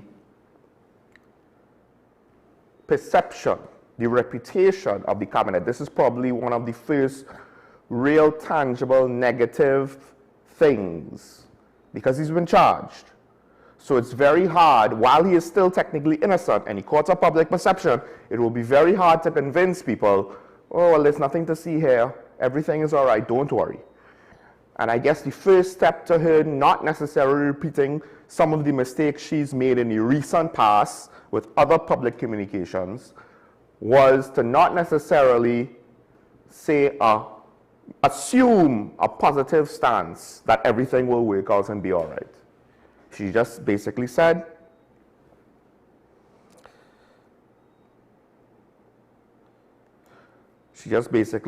that she hopes justice will be done. We have confidence in the courts to deliver a just result.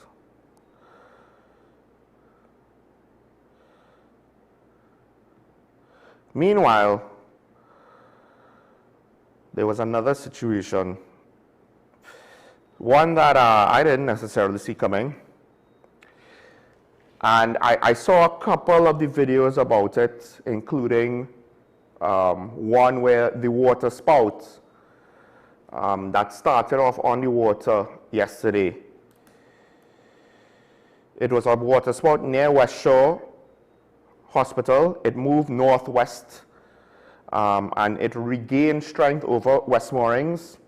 And the wind damage, apparently, the wind because it became somewhat of a mini tornado, I guess you could say, once it reached overland. Damaged about 12 roofs, some of which were completely ripped off or partially ripped off from the structure. It's just one of those things. Hopefully, this is an exception and not the sign of a new reality, because I don't know if we are ready for things like that. I do believe this is not the first time we've seen something like a vortex, rising air column. It's not necessarily the first time, but potentially to this strength. So I don't know if perhaps we do need to have some consideration to safety drills, because I guess one of the things with this is damage was reported, but I have yet to see any reports of anyone getting injured or significantly injured. And I apologize if I missed it, but that doesn't mean that it can't happen. And one of the issues with something like this is because it happens so infrequently and it's not necessarily always going to be this severe, if and when it is severe, the people affected might not know what to do. And that could then compound the injury risk. Not knowing what to do, meaning the response is incorrect and you potentially put yourself in a dangerous situation unknowingly when trying to figure out how to navigate something like this. So, property damage can be fixed. Luckily, it is, again, a relative small incident, just only, quote unquote, 12 homes were affected. But we'll have to wait and see. All right. Like I said, hopefully this is not something that's going to happen again. Lord only knows, depending on what part of Trinidad it hits, we could have had an even worse result. So, with that said, let's take a break. When we come back, we'll welcome the good lady herself. Budget has been confirmed, so time to really talk about the budget. I know we previewed a lot during the mid-year review, but now we have potentially a real full budget to get into. We'll talk about that and more next.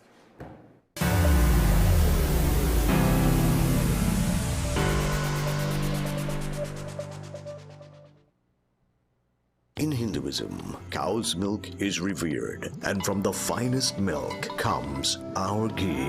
When offered into the sacred fire, cow ghee carries our prayers to the deities, unlike processed vegetable ghee.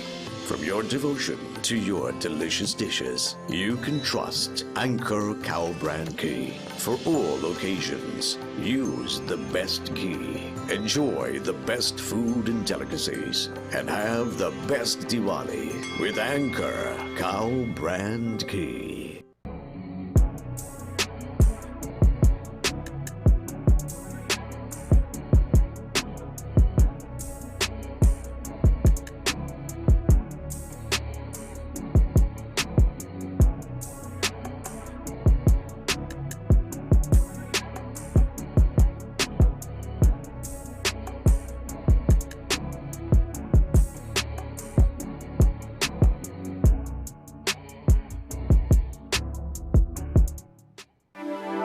My name is Dr. Joanne Williams-Carroll, and I am the Director of Behavioral and Mental Health at the Community Hospital. At the Community Hospital, we believe in nurturing mind, body, and soul. Through our counseling and chaplaincy program, we will provide you with support and strength you need to help with your mental and emotional well-being. Give us a call. The Community Hospital of Seventh-day Adventist, where good private health care is affordable.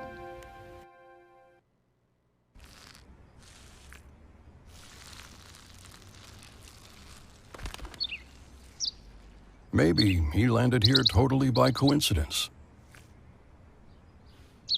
But if by chance he's admiring your fresh coat of Benjamin Moore soft sky blue, well, that's a pretty high compliment. Coming from an expert.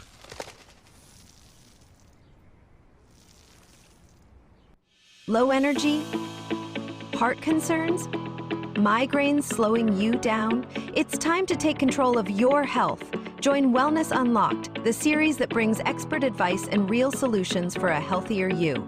In our latest episode, learn how Jameson CoQ10 can help support heart health, boost energy, and even reduce migraines.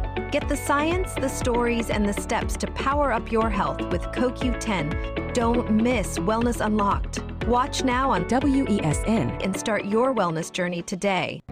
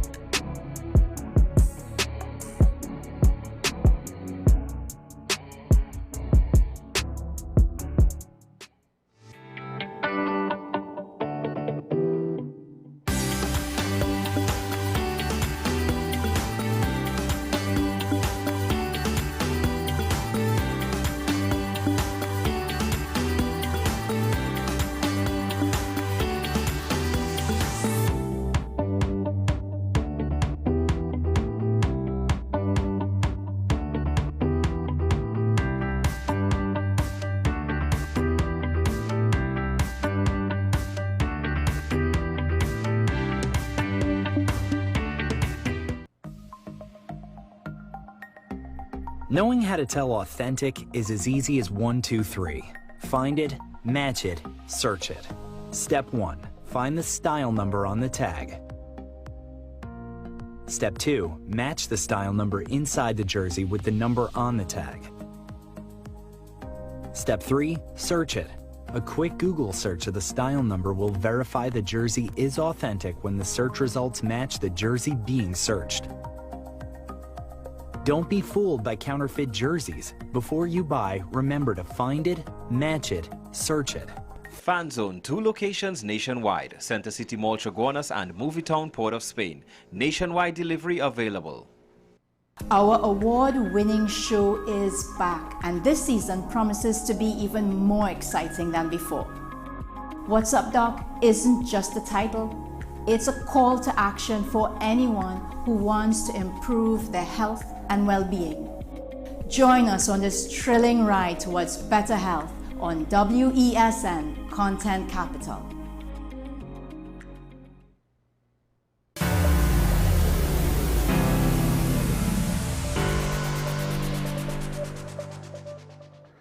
I'm back on talking about the WESN Content Capital show. Michael Small, joined by Karen Teixeira, former Minister of Finance, on her last appearance before Budget Day presentation. Now, of course, when we had the mid-year budget review, Karen went to great pains to start to explain a lot of various terms. But now that we know when the budget is, we have this opportunity to just maybe give a preview of how we think things might be, or what we hope things might look like with the budget presentation. Of course, at the end of the day, we don't necessarily have any indicators what the government priorities are, but there will be certain things that's on everybody's wish list, and we'll talk about them today. Karen, good morning. Good morning to you, Sean. And when we discussed coming on today, you're right, a lot of the things that would have been considered, we did consider during the media review. So what I wanted to do as a start-off point is to look at the reason, I think what was being said,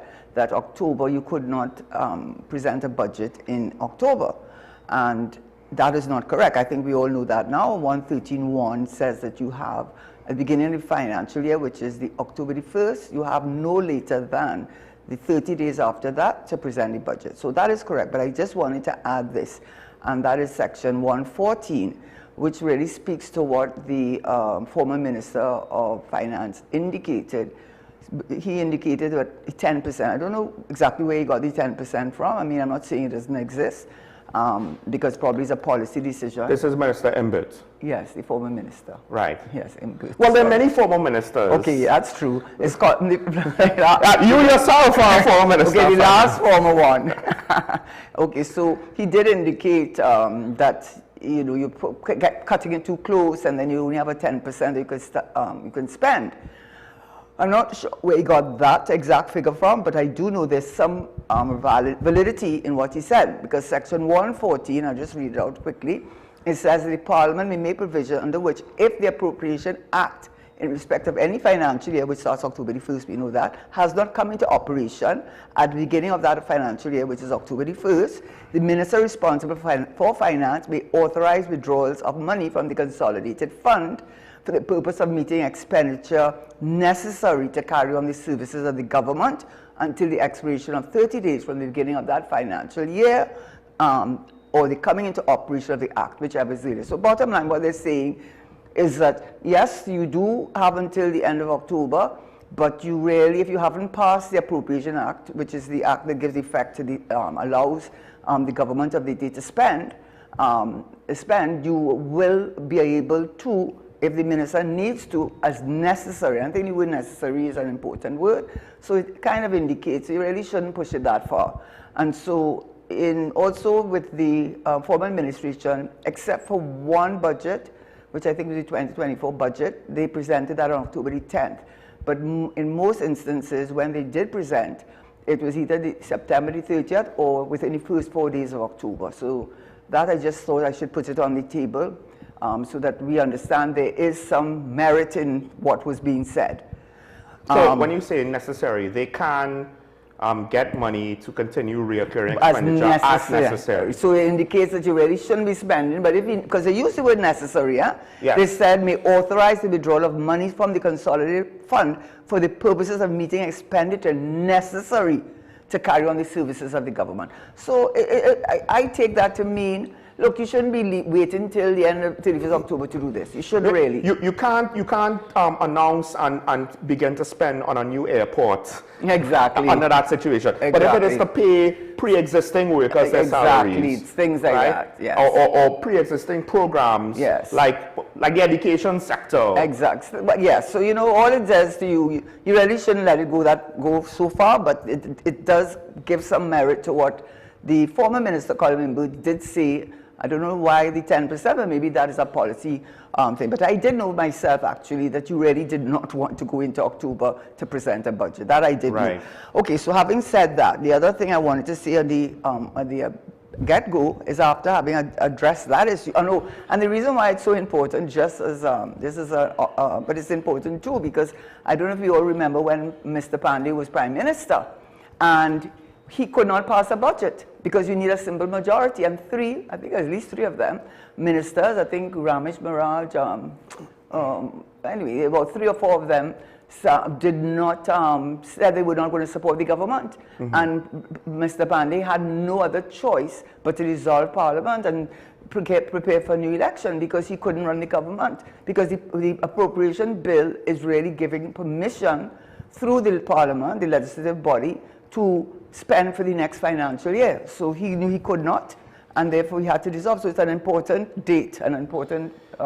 I just wanted to add one thing that I observed as well is, I know anecdotally at least, but I believe this is widespread, certain contracts for individuals, they were scheduled to end in time with the new budget. So the longer the budget it takes for them to read the budget, I mean, it's only going to be probably a month, right? Because it has to be done before the end of October.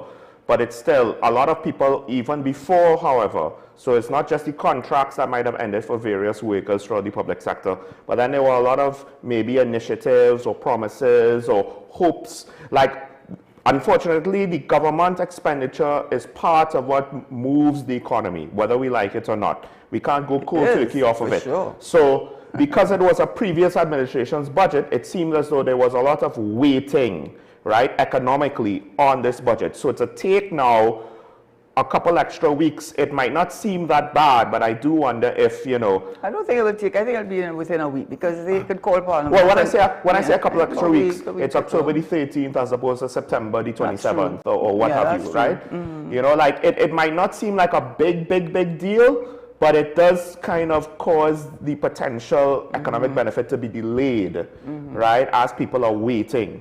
Yeah, but and then that brings me to the other point, just before I go into looking at specific parts of the budget. I'm not going to go through all. I think that would be too much of a repetition.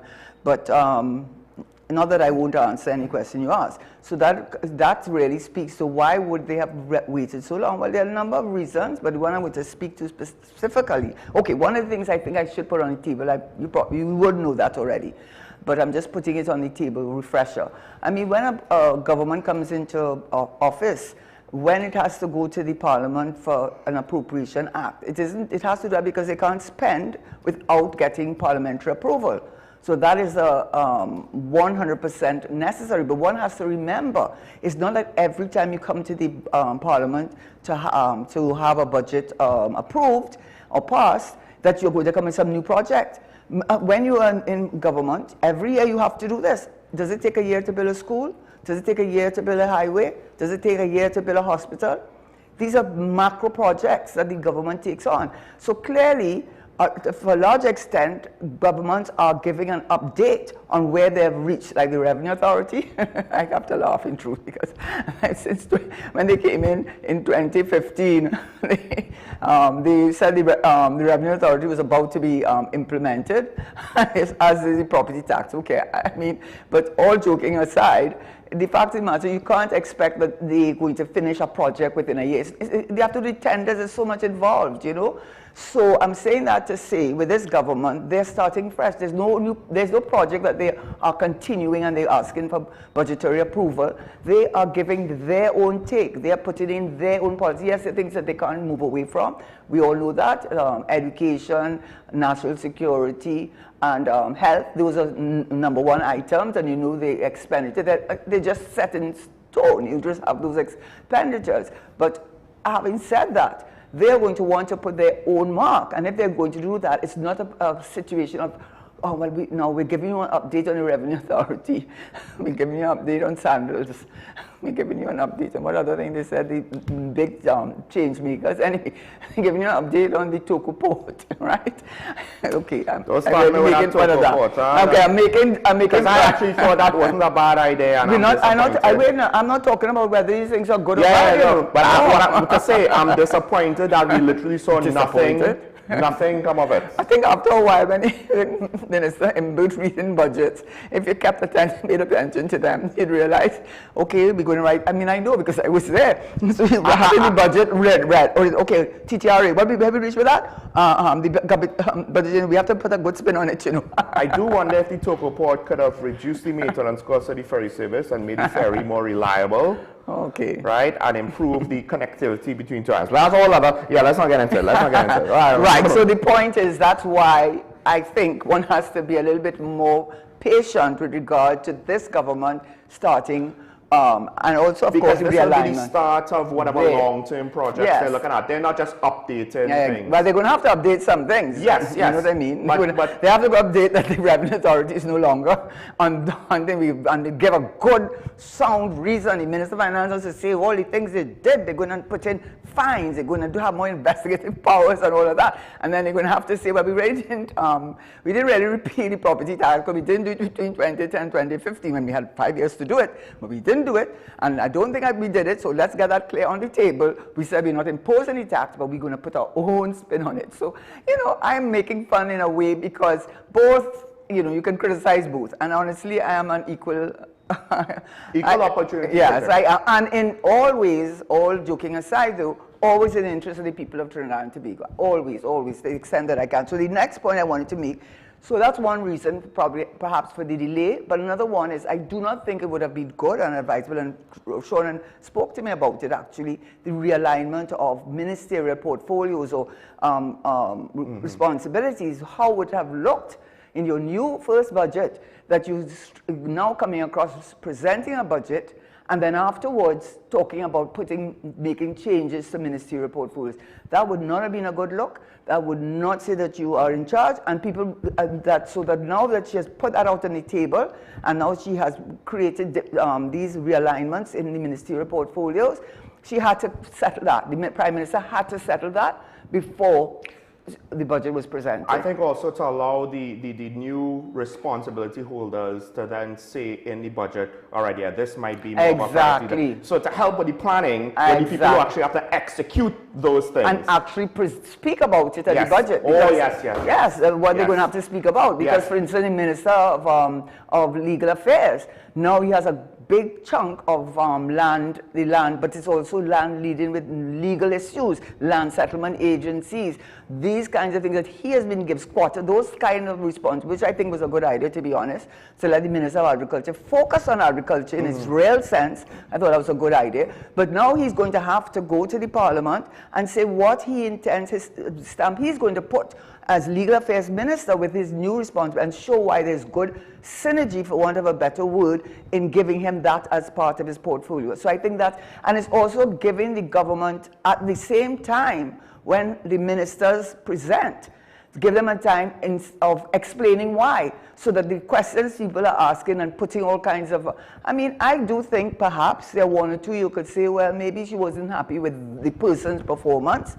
But I think more or less what I could see, it was more aligning portfolios with the right minister. And so when these ministers come to the Parliament with these new responsibilities, they are going to give an opportunity to tell the national community why they've been given these new responsibilities. And so without leaving all that to the Prime Minister to have to deal with alone. So I mean on every level. So that I think I needed to put on the table. And just to reiterate what Karen said, could you imagine how it would look if the Minister of Agriculture, Land and Fisheries spoke about land issues, only to then have it transferred out from under him? So that specifically, if you didn't necessarily catch what Karen was trying to say, that's why you kind of want to do things in the right order so it makes sense. So it might make sense. It might seem like a small thing, but procedurally, when you don't do it the correct way, then you get all kinds of issues that prop up because of it. It's not just a simple procedural thing, because if I was in the opposition, I would take them to task. I say, you all just come in now, and you all can't get your act together. Look, it's 2 weeks away, and you can't get your act together. I mean, they already started with regards to the announcement of the budget, because it was leaked that it was the 13th, then they said, no, that's not official. Then they came out and said it was official. Like, there's a part of me that says, well, at least they didn't change the date just for the sake of changing the date. But I'm not entirely sure what happened there, and I hope something like that doesn't happen again. Yes. So that is minor, though, in the grand scheme of things. Exactly. So that, in fact, because it's minor, it shows you to some extent, well, an opposition is under real pressure, because they cannot, even though they have tried to, and I've seen former Minister Colin Burt, I mean, I couldn't believe he could say that. He's saying, I mean, I read it in the papers, saying lost revenues. We could have gotten revenue from TTRA. Could have gotten revenue from property tax. We could have gotten revenue from TTRA, property tax, and he mentioned one other source. All of which they had 10 years to get it right and put it into effect. And what did they do? No. So don't come now when this government has been there a few months to put that on them. I mean, how could you even consider saying that? You have to look at yourself. And to answer what Sean is saying, the problem with the government, and the major problem, they were not red and ready. They were not. They were not. And they did that to themselves the same way as this Prime Minister is doing to herself. When we win, everybody wins. When you use those as your tagline, people are going to hold on to that, because people are not going to go into all the nuts and bolts of it, the man in the street. He's just going to look at you, said you're ready, and that meant you're ready to hit the ground running. And when you say when we win, everybody assumes that you're going to include the whole national community. So understand, both of you are, you know, have to I want to say, though, it's not just the man on the street, because when people say that, we just think, oh, it's the uneducated man that doesn't necessarily know a lot with regards to complex issues. No, a lot of our most educated people don't want to be involved. They don't follow any news. So they themselves can be caught up in, was the slogan, right? And then when everybody not winning, they themselves might have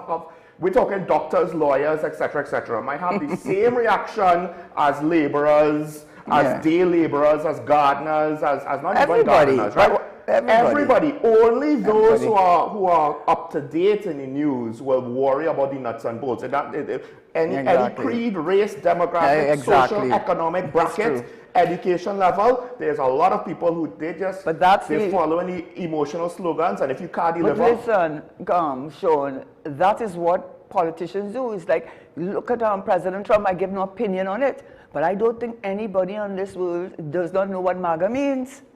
You don't even have to say what it says, make America great again. And that has become the slogan which people have attached exactly what he intended them to mean. So do not underestimate the power of a slogan. The reason why I said everyone is because one would think in matters of budgetary thing, unless you're seeing fiscal measures that benefit you or something like that, you tend not to pay all that attention and leave it to the economists and them to work it out. But those slogans mean something, and that's why they use them. They're very powerful, very, very, very powerful. So having said that, so I dealt with the deadline and why there was a little bit of merit in what the former minister, Colin Booth, said, and the realignment. I think I can't give an opinion at this point because much of what I saw, I could understand. I think Homeland Security with prisons, that makes sense, because what we have come out of the state of emergency is a lot of the planning, according to what they have said, a lot of the planning for executions and criminal activity is hatched in the prison's walls itself. So that's good to give him that portfolio. So there are a lot of things, and then giving Minister of Public Utilities the Tringen Unlimited or the entity generation to him, because to that portfolio, because then he's dealing with, again, a synergy from production to distribution, which is what TNTech does. So I saw merit in that. I just wanted to that I would say, let's see what happens. Let's see how it goes. Yeah, let's see how it goes. Housing. I don't know why. Well, I mean, I spoke about it before. No, I'm not going to go down that route. No, I'm not. I'm dealing from a budget. It's very unfortunate for the public relations front. I'll just say that again. And but I'm not dealing with that. I'm dealing from the realignment, right? So we have this budget coming up. And one of the things that I found interesting talking to you was that there might be a lot of things that people want that is basically a rehash of things we might have said last year and the year before. Which is understandable. And the year before. Well, so now it's a new government. Like, we can't change up things too much. We can't change up things. All right. We can't. I mean, the education, what you can do is improve on things and then say you put this. Like, so I see the Minister of Health saying he has improved the CDAP so that you're getting a better choice in terms of the CDAP medication. That's what he said. So, yes, you say that's excellent. In education, you might start something. When Prime Minister Kamala Prasad was there the first round, she eliminated this thing where she said every child must have a school. So there was no question of some children who had to do what you call this, whatever they call until they're 12 or 13. Then she eliminated that. That was a big, big change she made. She also abolished corporal punishment. So every government is going to put their stamp, but there's some things they can't get around. They have to pay the salaries. They have to have the schools work. So, so coming back to the realignment, I just kind of went off a little bit on it because I thought that most of it seemed to make sense, but time will tell. Time will tell. The one that I thought, housing. How much work is housing really? No offense meant, but you take away some of the portfolio and you have 3 ministers inside there. And look at who are I am not talking about Dr. Lee. I'm talking about Anil Roberts, who before was Minister of Sports in her former government, who has a lot of questions to answer with that sports company, and also costing the government 34 million or thereabouts for lessons that were not given, according to the reports. And then Philip Alexander, Philip Alexander, I think you need to be real careful and stay in your lane, as the Prime Minister says, because you look like both of you look like ones that she promised to put you in her government, and she delivered on the promise, but look where she put you. Not even giving you your own ministerial portfolio. So I think that is the one that I would say there's something there. As the lawyers like to say, there's something there, there's something there that we have to look at.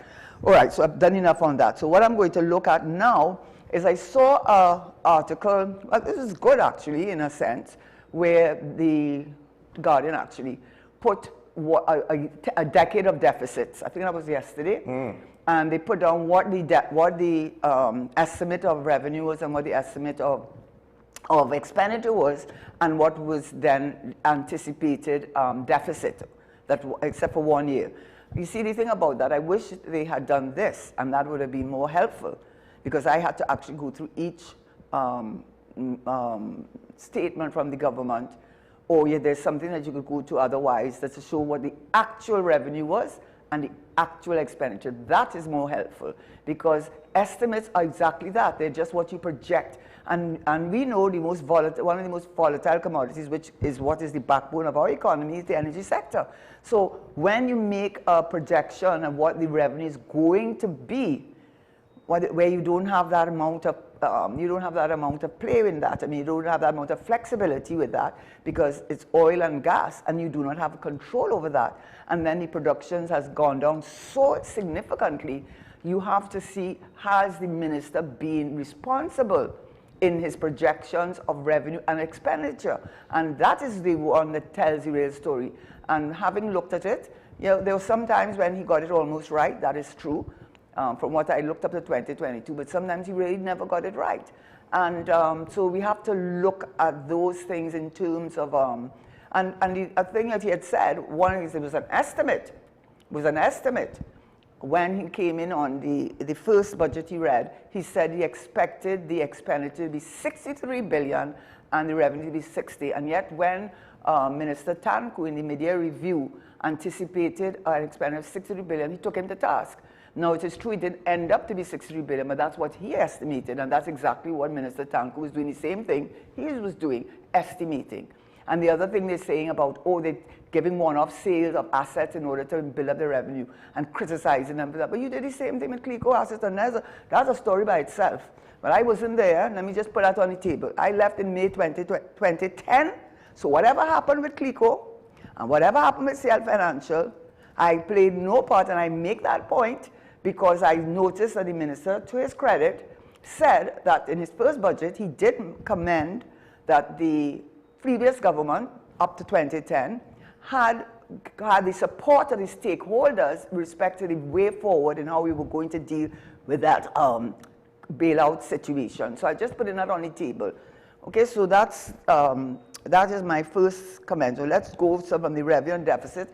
I think we need to get a line, Guardian, whoever, what the actual revenue and what the actual deficit really was, and what was the differential between the two. Because that's what a lot of the chambers of commerce were complaining, that they say we can't really rely on the price of the natural gas or your production levels. So that's not a good look, not for foreign investors or for Standard & Poor's.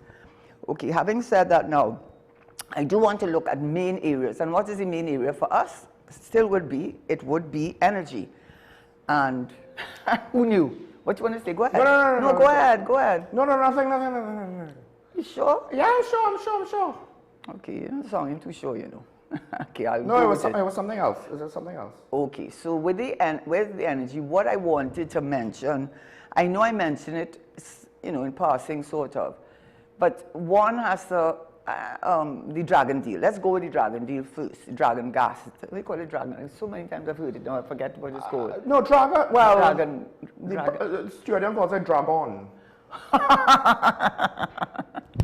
So I'm not entirely sure if that's because it's a Venezuelan thing, a Spanish thing. No, Dragon. Okay, but anyway, stop making fun of him, right? As he made of me. No, that might be the proper name. I don't know. That might be the proper name, but generally look up dragon in Spanish and see if the dragon is the same word in Spanish. Listen, because different cultures might take the English word and use the English word at times, right? So, but we just say dragon.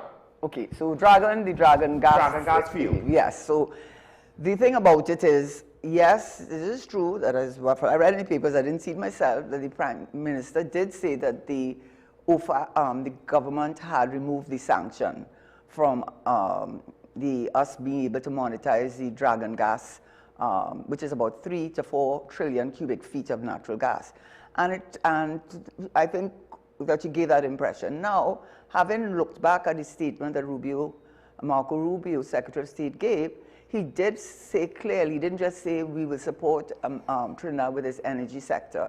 He specifically mentioned dragon gas. And at the same time, he also said, and not giving significant benefit. He didn't say no benefit, he said no significant benefit to Venezuela. So those are two things. And the third thing, he clearly connected the dragon gas, the softening of America with the dragon gas, with the Prime Minister's support of America with this whole idea of the narco trade and all what was said. I am not going to comment on that. I have my own views on that, but I'm just saying there is a connection between the three. So where does that leave us? I do think that there's a great chance, more than a chance, that the Dragonfield, you know, that's what it was. That's what we were saying wrong. Dragonfield will come forward, come through. And one of the reasons is, one, we have to give Stuart Young and the former mayor, although they've been talking about the Dragonfield, but oh my God, if you go back to budgets, you will see Dragonfield was on the agenda, even in Mr. Manning's time, to be honest, right? Right. So far back it goes. But in any event, he did secure a 30-year lease from the Venezuelan government for Trinidad and Tobago to be able to monetize the gas in the Dragonfield. And we know it's the most important one for Trinidad because it's very close to Trinidad, and that the hibiscus platform owned by Shell is just very close by, and NGC can take the pipelines and take it down to the LNG and downstream industry. So we know that. That is so. So that's why that is the major one. There's the Lauren Manatee, there's the Coquina Mannequin, but this one is really the one that is going to give you the quickest return from. Can we show the photo so people could see? Because I'll also give you the size comparisons to the other two fields. I don't know if you can blow it up, but basically that's how close. It's the upper left corner there. Upper left. There's the red field is hibiscus, and the one bold orange field is dragon. It's literally right there. Right. And it's a lot more sizable than the Lauren Manatee and the Manatee Coquina. In fact, you could probably say the southeast there because it's red up at the top. So look at the southeast of Trinidad. So the top left, top left, that is dragon. Lauren Manatee is what's at the southeast, and Coquina. And so this one here is dragon. I got you. Right. Yeah? All right. And you might not see all of it now, but essentially you could probably take Coquina and Manatee and combine them, and it still might be a little bit smaller than the dragon field. Right. And so that is to tell you, and it's so close. And then, you know, if you were to look at a map of the region and see where Grenada is and Guyana is, then you will get a sense of the scale as to why dragon was seen as a lot easier and a lot better of a project. And look, it seems like even the Prime Minister now, she has to kind of walk back her strong positions a little bit, because the practical reality is dragon is something that could be executed a lot easier for a lot more revenue than anything else. Oh, it's not only that, it just wasn't going to happen. You just look at... Well, at the time, yes. No, it wasn't going to happen. I mean, it doesn't make... You have to have... Why would Guyana, for one? I've said that already last week. You mean the other? Yeah, yes. But Guyana was the closest. And then Suriname is even further. You know how much miles of a line, you know how much expense that we would have had to put just to get to Guyana. And not only that, why would they do that? They have their own development. They're doing. It just was not it just didn't make sense. No. And you know, that's an example really of when you change government, how you want to distance yourself from the potential success of the former government. Right. So, because the first thing she did, the Prime Minister did say, was that, oh, well, the Dragonfield, because I'm not going to say it was dead, it was dead, it was dead. I'm saying what the Prime Minister did say is, well, we have other opportunities. We have Grenada, Suriname, and Guyana, and giving a false hope. But it just couldn't fly. It just couldn't happen. I mean, that one more dead than the Dragonfield, to be honest. Now, you told me something yesterday. It seems as though Venezuela will be more receptive to being paid in well, that is what I'm going to say. Right. Okay, so this is what I say. And I do not have a crystal ball, and no one told me. But this is how I'm keeping up with what's going on in the energy sector as much as I can as a non-member of the government or staff. What I can see is that we do believe that Rubio will, and Trump will remove the sanction against Venezuela providing us with the natural gas from the Dragon field. But what he will do, I believe, he will not allow it to be pay them in fiat, in currency, but he will insist that it be paid in kind, which is what President Biden had done originally until the CARICOM countries kicked up a fuss, especially St. Vincent, and said, I mean, telling Venezuela they have to take in kind, they want to be paid in cash. So I do think they're going to go with the in kind. And why I think this time around it will work is because I happened to read an article, and Chevron under Biden had paid $300 million US in taxes, $300 million US dollars in taxes to the Venezuelan government, which Trump was not happy about. And he said that if Chevron, who Venezuela owes a lot of money apparently, is indebted to, he said you could only do it in kind. And they said, you know who was the happiest? Venezuela. You know why? Because the payment was in crude oil and fuel. And they said when they pay them in the crude oil and fuel, they just take it and sell it on the other markets which are going to buy it, and they'll get the cash they want, even probably at a better price even. So from my perspective, I think the US would save face because they're saying we are not allowing you to take it in currency, or in fiat as they call it, but it's in kind. So they save face on that side.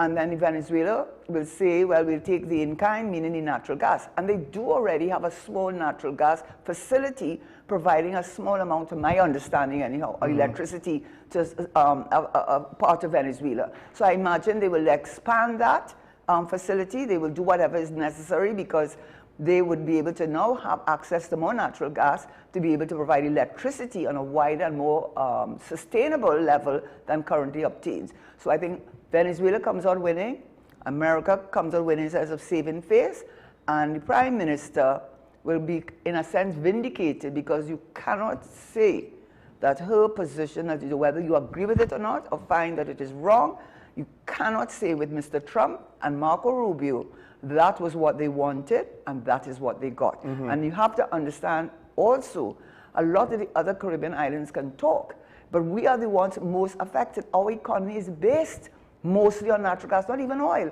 it's natural gas.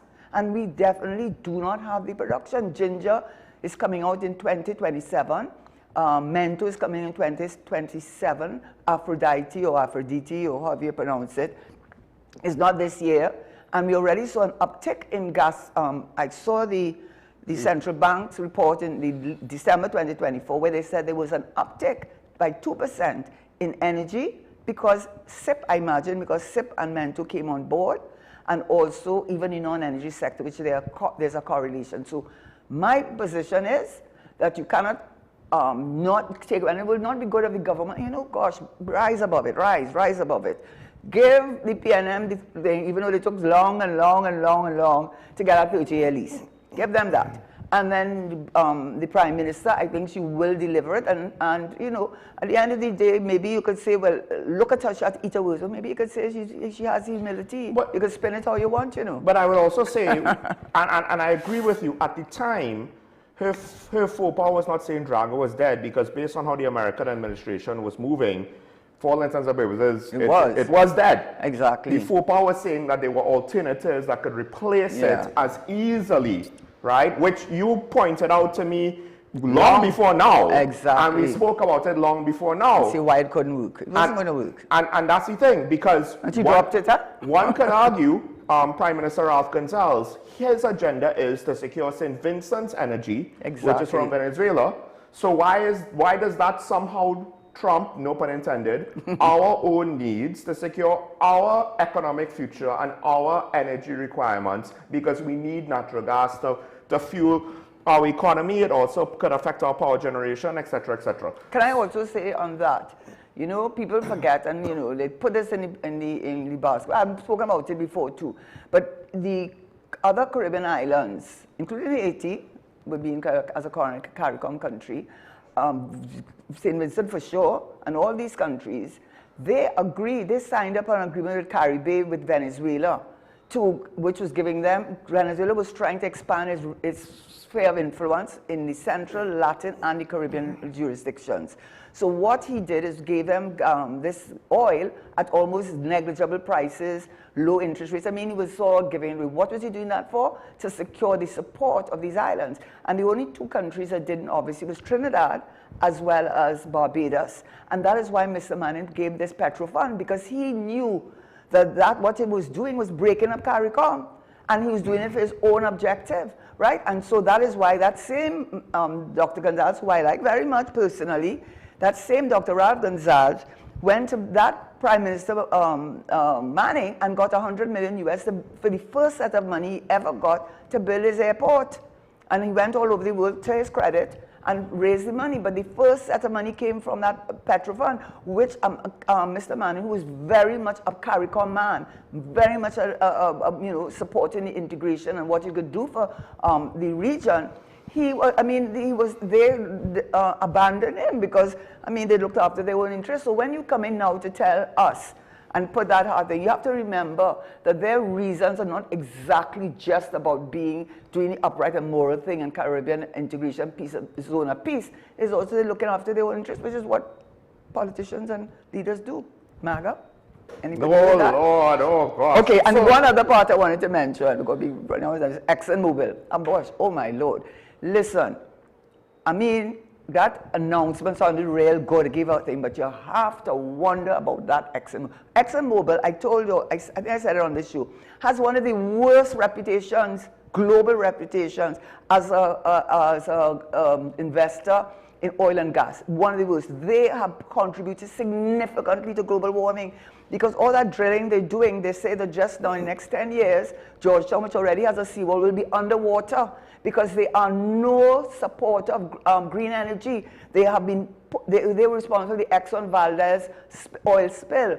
They have had several environmental incidents all over the world. They have been dishonest about how much they have put towards green energy. I think they're supposed to be 5%, they only put 1%. They cannot be trusted further than you can see them, I'm telling you. And they look at the amount they have. They give you a number of oil spill, Yellowstone River oil spill, Mayflower oil spill. This is from Wikipedia, so you could go on for yourself. And the climate change, they haven't been less than honest about it. They have been a leader in denying that climate change was happening. That's why we had that, that's why all of a sudden Trinidad in the West had that, what is it, a tornado? Yeah. Blew off so many. They say it has partly climate change, never happened before anyway. It may not be right. Well, we've had weather incidents before, but I don't think to this extent. Right, so and now then we have to wonder if it's going to continue. Exactly, and they said that they have been in Indonesia, militia, supporting them. Listen to me, ExxonMobil has a very, very bad reputation, which is well earned, I might add. Such an oxymoron, but it's well earned. And you don't need any better example than right here in Guyana. Look at how they took advantage of Guyana. And the last thing we read about is the American government is asking them, saying that you did not pay the taxes, the double taxation, and they have a clause of 15, I think Kaita News reported it, that said that one of the things that agreement they agreed to is that the government of Guyana would pay the taxes, which was about 1.something billion US, to the yes, they have a revenue authority, to the Ghana Revenue Authority. They are, oh my gosh, there's so much negative to say about them. They had audits that they did, independent audits that showed they were dipping twice in double dipping? In terms of tax, not even tax liability, because they didn't have tax liability. They had to pay the royalties, then they had to pay, and they had 75% recovery costs, and much of that is questionable. Oh, with regards to how they were getting their revenue. And so what is, I said it, you said it already, when it came down to it, every year the tax loss to Guyana was over 1 billion, some US, I'm talking, and 2 billion, so they have taken advantage of those, of Ghana in such a big way. So Ghana, with this government, has said any new thing, I said it already, would now put in place a different type of agreement, profit sharing agreement, where it would be not 2% but 6%. They pay corporate tax of 10%, and that the revenue recovery cost would not be 75, but be 65. But the point is, it can't undo what is already done. So you listen. I am saying you have to watch ExxonMobil.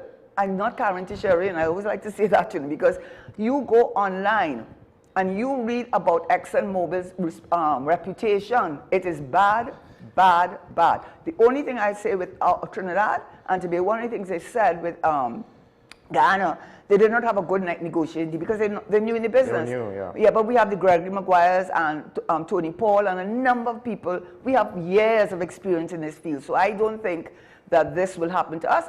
And of course, the government will be transparent to any agreement that they make with ExxonMobil, because ExxonMobil is a gas company that you have to keep your eye on.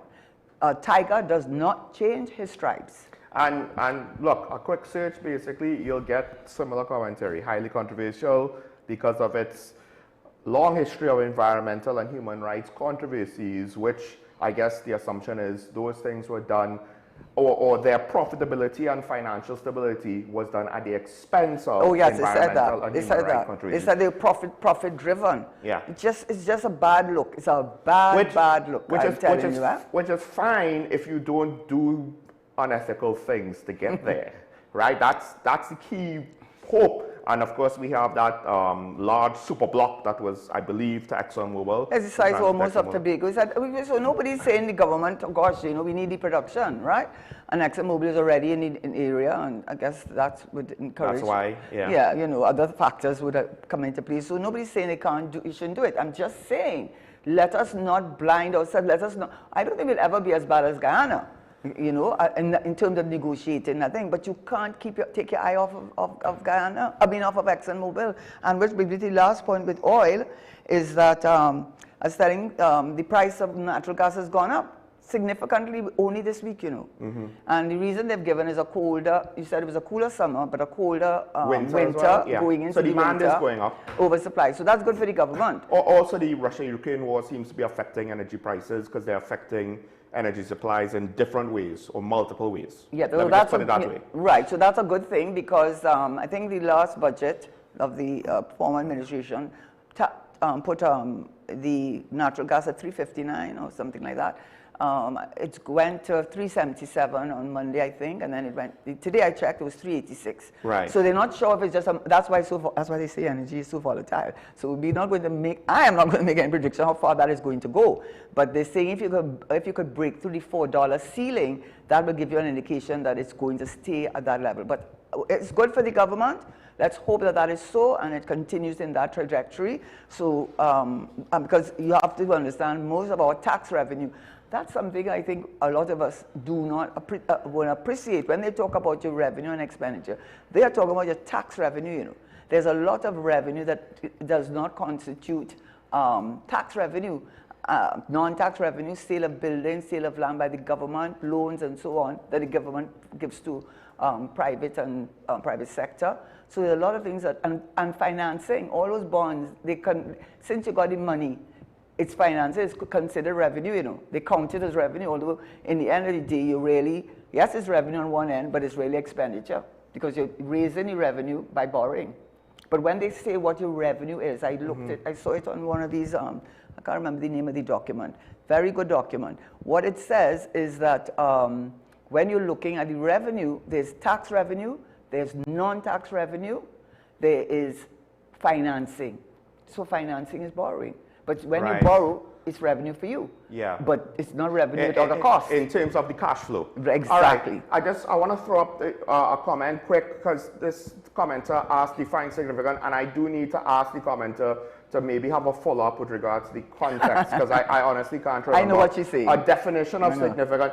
Yeah, I know what she's saying. Oh, Monica Johnson. Oh, sorry, I didn't mean to call out your name. Well, I mean, it's on the screen. So. Okay, there we go. Yeah, but could you define? Yeah, what I meant by this, maybe it's the lawyer in me, that words you put in a document, they're put there for a reason. They're not just by chance. Oh, this is with Rubio, Marco Rubio. When the statement they issued, he specifically said Dragon Field. He didn't say the energy sector in Trinidad. So he identified the Dragon Field as what they were going to support this government with, without significant benefit to Venezuela. Now, if he's going to say with no benefit to Venezuela, you say, well, how is that going to work? Right. How is that going to, if you give him no benefit, why would Venezuela agree to this?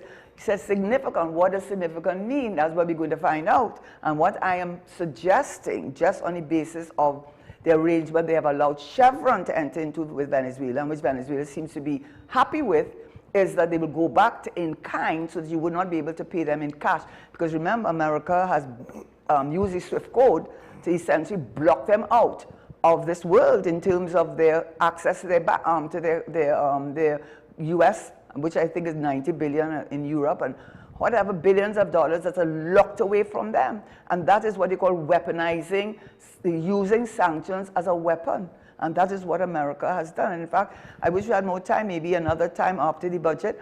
We really go into that thing with de-dollarization, because I read an article. If you all, whoever's listening, it is so critical, I think, as to where we're going with these Russia, China, India, the BRICS countries, with what, there's a price to everything, You see the tariffs? You think those countries are going to sit down and take that? They represent 68% of the trade in the world. And what they're doing, one of the things I mentioned it to Sean, I even sent him out because I said, this is really a game changer, I think. Russia is now offering to have goods and services paid to them by minerals, and that's rare earth minerals, cobalt, uranium, and some other one, lithium. All these are critical for all those AI and ICT and all these cell phones and stuff. You can't dismiss them, and gold or minerals. And by doing that, you're not even having a SWIFT code. There's no SWIFT code. There's no bank intermediary. There's nothing like that. Who controls that SWIFT code? United States. Well, United States does control the SWIFT code, No, but we have to take a break. When we come back, we'll continue the conversation. We have some comments to get through. And maybe just to round out the talk, because with regards to the budget, more than the energy sector. Yes, just a little bit. For agriculture, but we'll get into that next. Stay tuned. Yeah.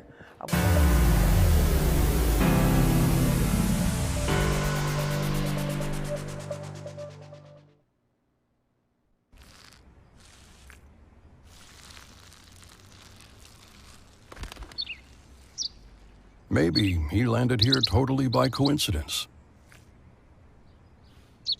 But if by chance he's admiring your fresh coat of Benjamin Moore soft sky blue, well, that's a pretty high compliment. Coming from an expert. In Hinduism, cow's milk is revered, and from the finest milk comes our ghee. When offered into the sacred fire, cow ghee carries our prayers to the deities, unlike processed vegetable ghee. From your devotion to your delicious dishes, you can trust Anchor Cow Brand Ghee. For all occasions, use the best ghee. Enjoy the best food and delicacies, and have the best Diwali with Anchor Cow Brand Ghee. My name is Dr. Joanne Williams Carroll, and I am the Director of Behavioral and Mental Health at the Community Hospital. At the Community Hospital, we believe in nurturing mind, body, and soul. Through our counseling and chaplaincy program, we will provide you with support and strength you need to help with your mental and emotional well-being. Give us a call. The Community Hospital of Seventh-day Adventist, where good private health care is affordable.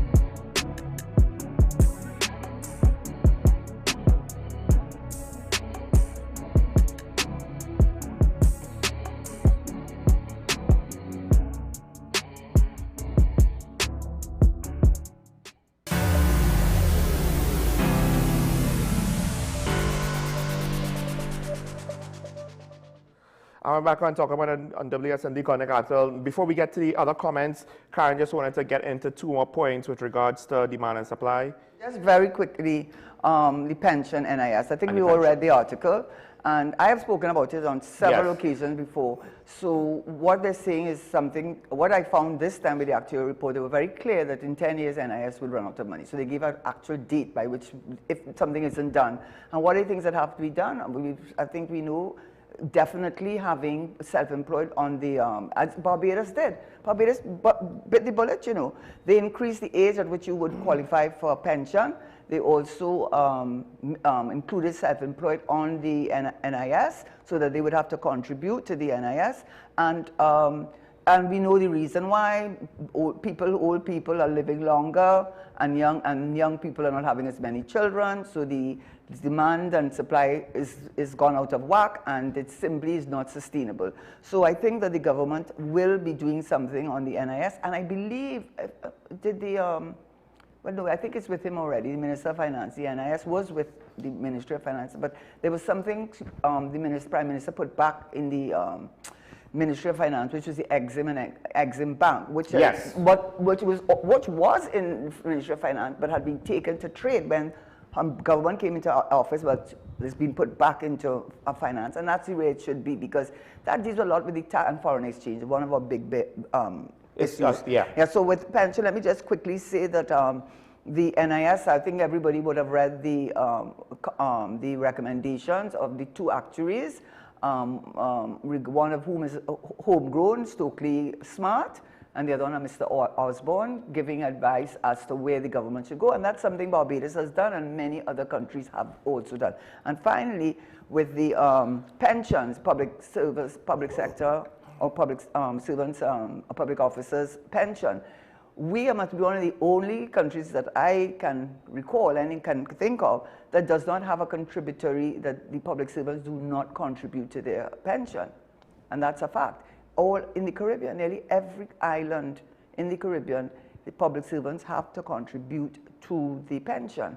UK, they contribute. Australia, they contribute. India, they contribute. Canada, they contribute. USA, they contribute. In fact, when I was in office at the time, the Canadian consultants came down and looking at ways that we could introduce a contributory plan for public servants. And I think that is only reasonable that the pensions, which they will qualify for at what age they resign, I think 60 is the earliest, I'm not sure, 55 or 60, they should contribute to it. Because that's part of the big problem. That's where the transfers, when we talk about transfers and subsidies, every 50 cents in the dollar is spent on transfer and subsidies. And so if all these other countries are doing it, they must have the same reason as we do, because it's a big bite out of our revenue. And I think that is something, it may be very unpopular, but I think it's time that it's implemented. And I just want to say, yes, people might have pulled money out of the fund for NIS and misused some of the money. All of that would just, even if that never happened, we would still reach a point where, because of demographics, the amount of money being paid into the system would not necessarily be enough, because it needs to keep growing, because the number of pensioners keep growing, especially as life expectancy continues to improve. And listen, it's not to complain about people living longer. That's a good thing. Now we need to be able to support them. I'm glad you are. because I think we take for granted how life expectancy, we see things now, oh, people living to the 70s, normal. Not too long ago, the average life expectancy was 35. Right? So when I mean to say, it was only like 100 years ago or so. It's 35? It was 35, yeah. Like in the 1800s, it was 35. Oh. Right? But living long then. But now, in the recent last, 50 to 100 years, life expectancy, it might not have that stark of a jump, but it's significant with regards to how much longer the population is surviving.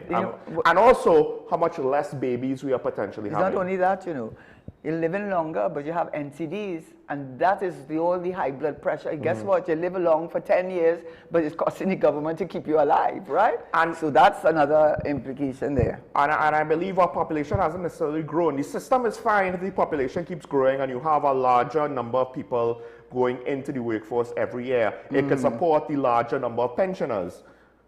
But we potentially don't necessarily have that. So if it was managed perfectly, it might have held out longer as is. But as it stands right now, every nation with schemes like this are running into the same problem with regards to population being unbalanced or population splits.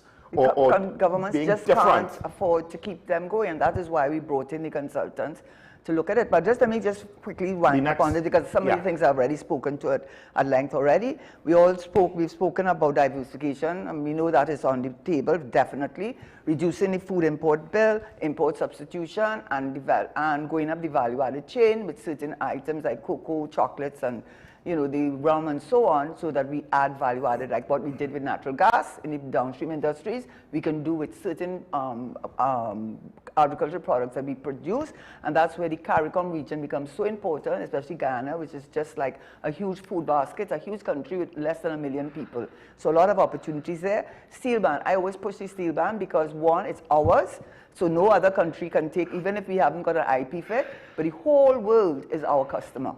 That's a lot of people.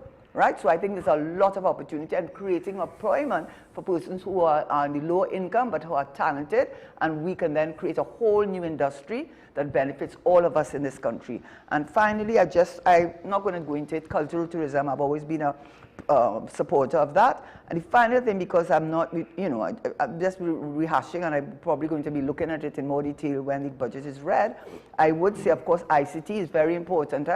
Singapore is a little smaller, is the size of Tobago, but size doesn't matter when you have a good ICT, and that is what the trying to be International Financial Center was advocating. I don't know if they will think of bringing it back, maybe not, because, well, was not their idea.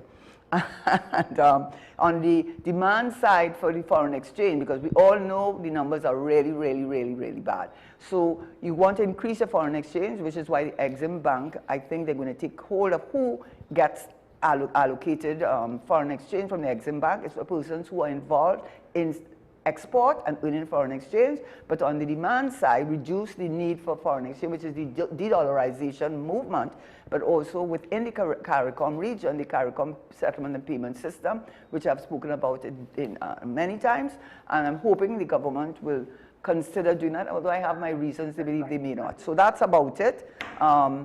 I'm hearing somebody saying something. Okay, we have Mova on the line. Okay. We do still have other comments to get through, but we'll take a call first. Mova, good morning, caller, you're on the air. Good morning, Sean. Good morning, Carl. Morning. Morning.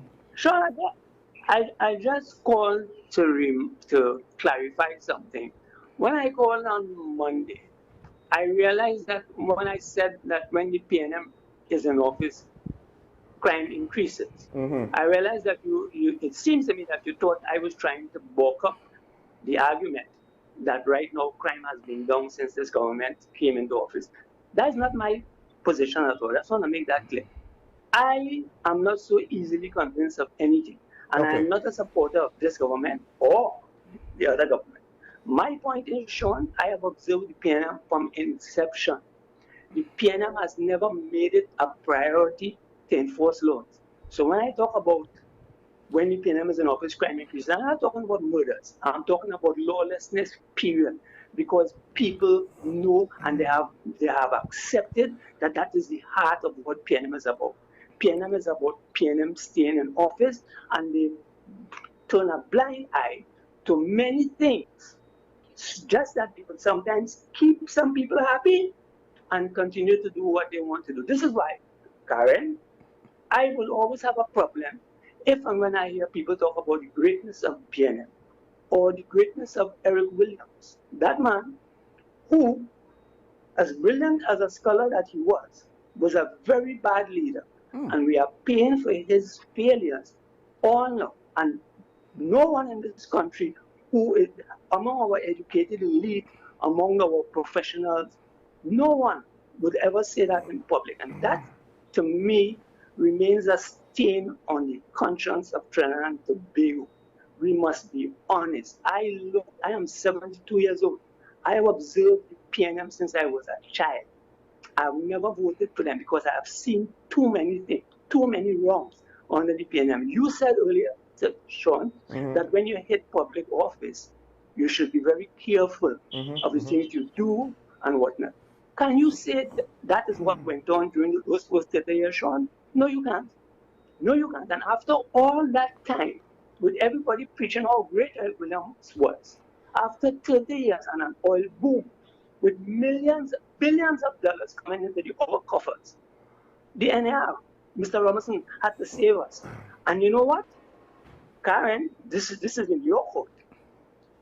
You work with Mr. Manning, and I understand and respect your respect for him and whatnot.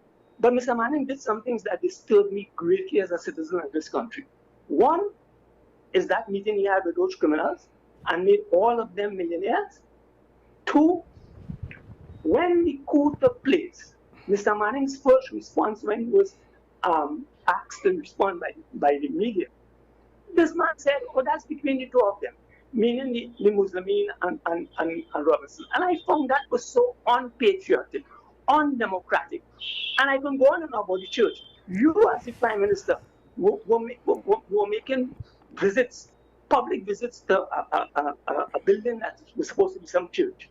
Yet when the media asks you, who is financing, you refuse to answer. You see, I'm a funny citizen. I'm a player, but I'm a different citizen. I don't like no party. I don't like anybody. I like what is right. And I have watched the PNM all my life, and I'm seriously, when I hear someone talk of the PNM, I quiver. You know what I mean? And listen to me, I am not in any way trying to bat for the opposition. I just want to make that clear. And I think I've said enough. Have a good day. Thank you, Gola. Well, look, I'll be honest. I don't know enough to comment about the church situation towards the end there. And we have commented with regards to, we don't have any excuse with regards to the meeting with community leaders. And that was probably a negative that impacted certain areas of crime in the country. There was some consequences that we are potentially feeling up till now. That was not one of the bright spots on his last time as Prime Minister. With regards to crime ever increasing under the PNM, while I understand why you want to make that argument, and I even have a specific argument for the specific last couple of years, whereas we had an ineffective commissioner of police who was politically appointed, potentially due to political reasons and not meritocracy reasons, right? Meritorious, sorry. Okay. So because of that, you could say, yes, in that instance, I have a logical, direct argument to say the PNM administration of the last few years had a negative impact on crime that contributed to it rising directly. I'm not saying you're wrong. I'm just not necessarily willing to agree with you because, and we probably don't have enough information to fully prove these things to be true. And that's why I'm hesitant to say it, because it's a bit more complex than that. It's one of those situations where you have to ask, well, crime has increased over the years, and as people point out, PNM is in power more often than not. So just statistically, they're going to be in charge when crime increases because of that, right? Does it mean that it is solely things that they did? They probably contributed to some of the problems. I'm splitting hairs here. There's a part of me that, academically speaking, I can't write a paper on that topic, right? So while I understand there's the perception of it and you could have a general argument for it, I'm not necessarily willing to go down that road because I can't necessarily give a sound, holistic argument for or against what happened, in part because, you know, data in this country is something that we just don't necessarily understand the full value of and fail to collect. And then, of course, modern societies will have even more data than what we might think of at first blush, and deeper analysis into all sorts of secondary things that could give you clues over various whys or why nots that we haven't even begun to consider. Well, my only response, one, I just want to finish my thing on the budget. I just wish someone from the ministry would clearly say what is a transfer and what is a subsidy, because I think we use subsidies often to blame the CPEP, the URP, the Senior Citizens Grant as the reason why the country is in the bad state that it is and how the economy is because we are putting so much money into subsidies.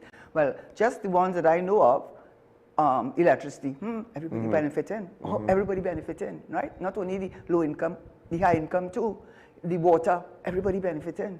That's why you can leave on the air condition. That's why you can leave your water running and people lower down on the line can't get water because you don't have to worry. You're not paying much in water rates, right? That is why the CDAP, everybody using CDAP. I know that as a fact. I know people who you'd never think, yes, from the West. Westmoreans, yes. Whatever stereotype you want to attach, yes, they're using it and going to get cancer medication. I'm not decrying these people, but yes, they're glad to get it though. Yes, and many of them who cannot afford so that's the CDAP. And I'm not even going to housing because you'll say the housing is for the low income, but everybody got gate. Remember? Everybody got gate. Okay?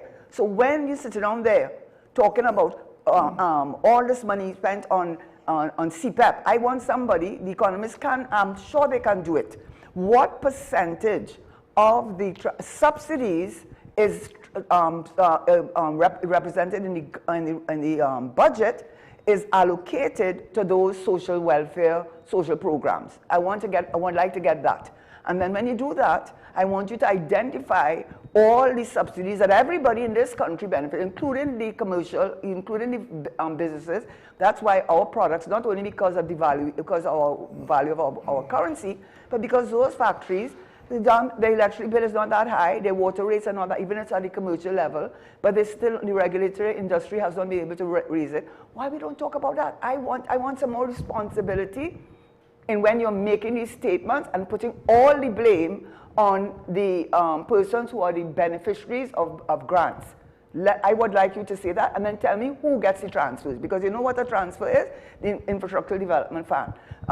You know what a transfer? The Heritage Stabilization. Yes, it is a transfer because you take it out of the consolidated fund and you never return it. Yes, it is not used and expended, it is invested, but it's counted as an expenditure when you're doing the budget. I know that it happened when I was there. I said, well, why is the fiscal deficit so high? He said, because HSF is counted as an expenditure. So then, and all the state enterprises that we have, UDICOT, etc., let us put that on the table and then see how much you are complaining about CPEP and URP. People who are the bottom of the barrel, for whatever reasons, maybe the state failed them in their education, maybe the state failed them in the social welfare program. Maybe there was a failure on the part of the state too. So I would like to get that. And the final thing I will say, I am not going to respond to that gentleman now because I would have too much to say. And I understand why he would say that, but I do feel that it is not representative of the persons you're speaking about. And the only thing I will add, since you seem to be a supporter of the ONR government, what do you call it? NAR. NAR, ONR, same letters, more or less. But you're a supporter of them. I don't know if you remember Mr. Pandey saying, wake me up when it's over. You don't remember that? You don't remember that? You don't remember that Ramesh Maraj is the one who said that he was getting a set of money and to send his children to school in London and had a place in London. And Mr. Bandey's response was the wife keeps the account. Why you can't remember that? You don't remember that the NAR, why we had the coup in 1990, because that NAR, our Prime Minister, who I respect a lot because he did a lot of good, honestly, he did with the International Criminal Justice Court, and also with, for the first time in the world, we had an agreement on boundary lines with marine boundary lines. So I read, and it had to be during his time. But his statement that with talking politics with that lady who died, O'Halloran, you know, she's always martyr. And rightfully so, they destroyed her. And he said they were going, when they had no money at all, they wanted to spend $30,000 to erect a statue in her honor, right? And that, according to what I read, that was the last straw to cause that coup. Okay, so when you come in and when they're the ones that were no cola, all the things, the hardships that they imposed, living in a clinical lab, with all their ideas. Yes, they were not corrupt. I'm pretty certain they were not corrupt. Yes, I think they were doing what they thought was good for the country, but guess what? They forgot it's people you're dealing with. And they paid the price for that. So do not come and romanticize any government. I won't romanticize Mr. Manning. I have responses to you for that, natural gas being it. I won't romanticize Eric Williams. He's responsible for the downstream industries. And that is what's saving our revenue. So don't say they didn't make a contribution. They're people, they're human beings.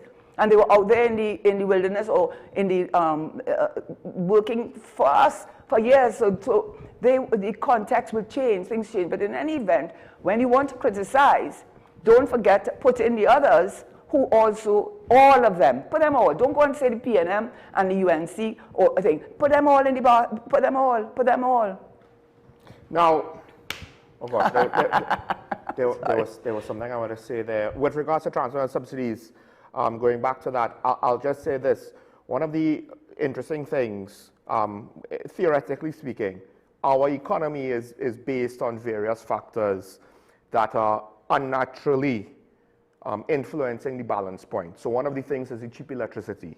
So the balance point for businesses now, their profitability is based on this cheap electricity, right? And the cheap fuel and cheap water. The problem with that is not necessarily having it. The problem is if there ever comes a point in time when we can't afford it any longer, to get to a new balance point is gonna really hurt. It's gonna really hurt. It might take long, it might be short, but it's not gonna be easy.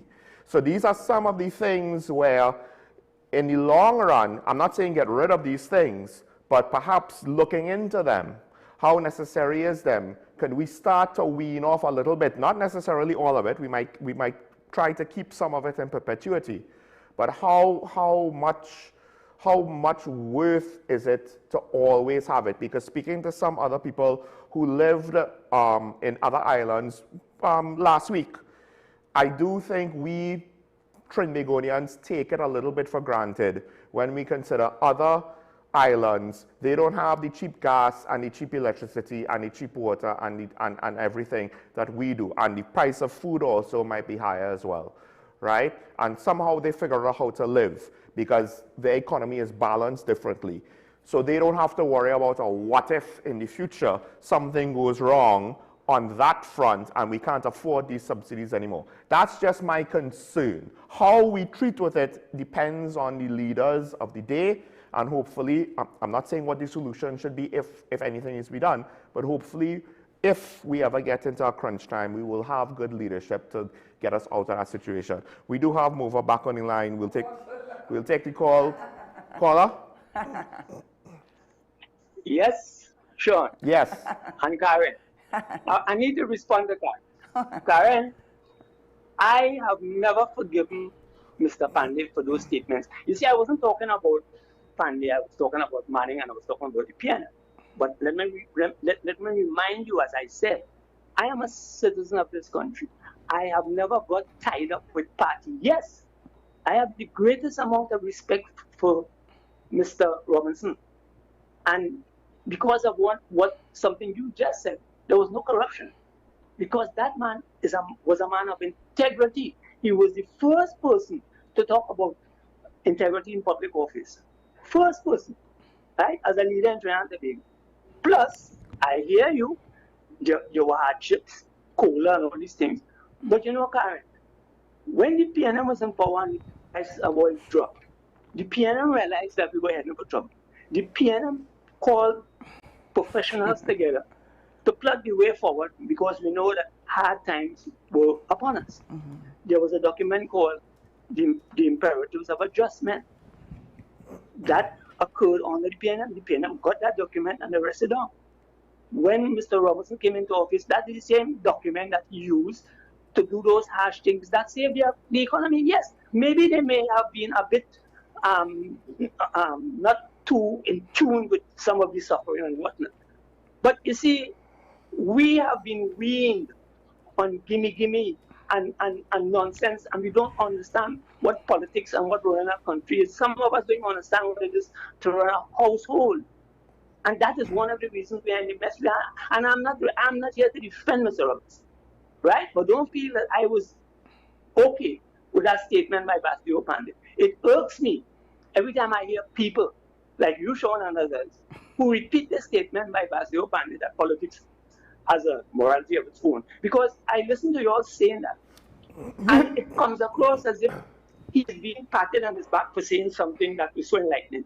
What the man was doing was justifying his damn nonsense. That's what he was doing. And it seems that some of the commentators in Trinidad don't understand that. You understand? And we keep, I've heard people report that ad nauseum. That was a statement the man made to defend his wrongdoing. But we use that as if that was some brilliant statement and he enlightened us. We, Sean, as I told you before, this country has never been run properly. We are paying for that now, and we will continue to pay for that until we start speaking more truths. We must first admit that our first leader failed us, and then we move on from there. I rest my case. Have a good day. Thank you, caller. Yeah, well, just it's Jean Miles was her name. So, a couple of things. One, regardless of his motivation for saying it, the facts remain politics do have a morality on its own. And if you go up further in scale to international politics, it gets even worse, right? I say that not necessarily as justification, but as an acknowledgement of reality. I think so. And I think ultimately it comes back to what I've been saying for at least, I think, 3 years now. At some point, you have to go, well, the PNM has been in power all this time, and they're bad. Why have they been in power so often? Because they magically wrote into the script of the fate of the nation that they win the election, or because at the end of the day, whether by whatever means, ethical or unethical, they got more votes than the other guy. And then you have to come back down to the fact that more often than not, because I don't think it's that easy to rob an election in this country, otherwise we would see more obvious lopsided results like we see in other countries. You have to go back to the voters. The PNM are guilty mostly of giving the people what they say they want, at the expense, at times, more often than not, of what they need.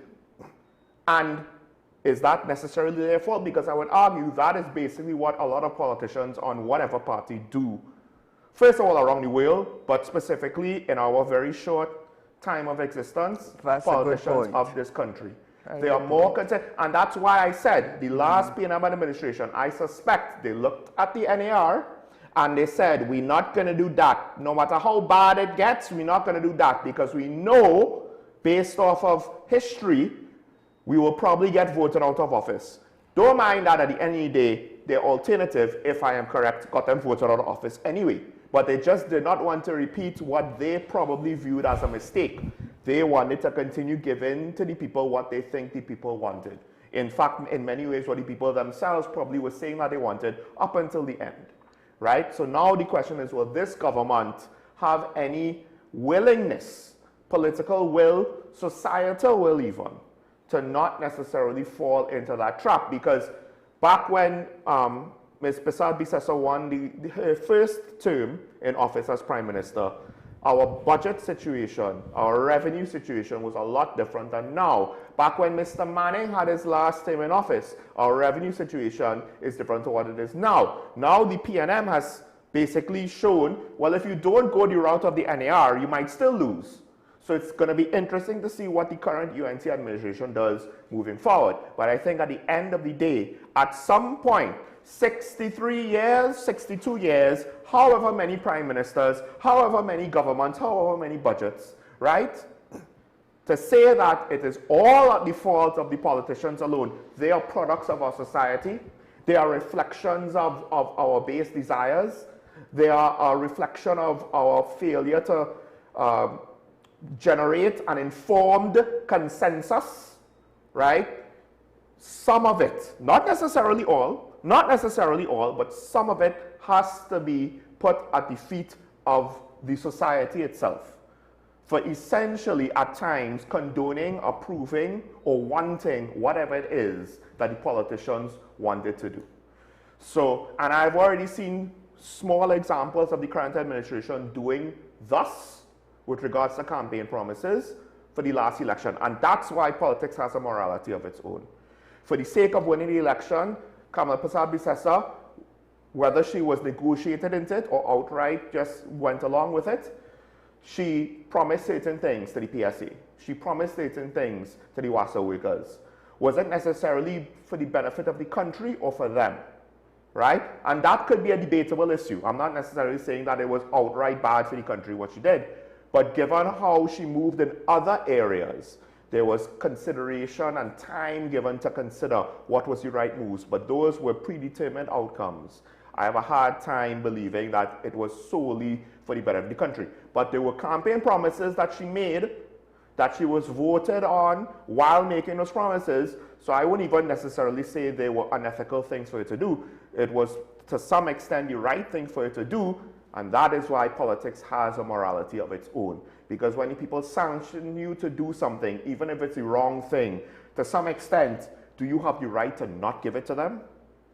That is one of the great questions of governance that I don't think there's a universal right answer for it. There's a lot more into it. It's a lot more complex than that. Has the PNM misgoverned the country? You could probably say so. But again, they were allowed to do so, at least in part, by the voting population that sanctioned them to do so.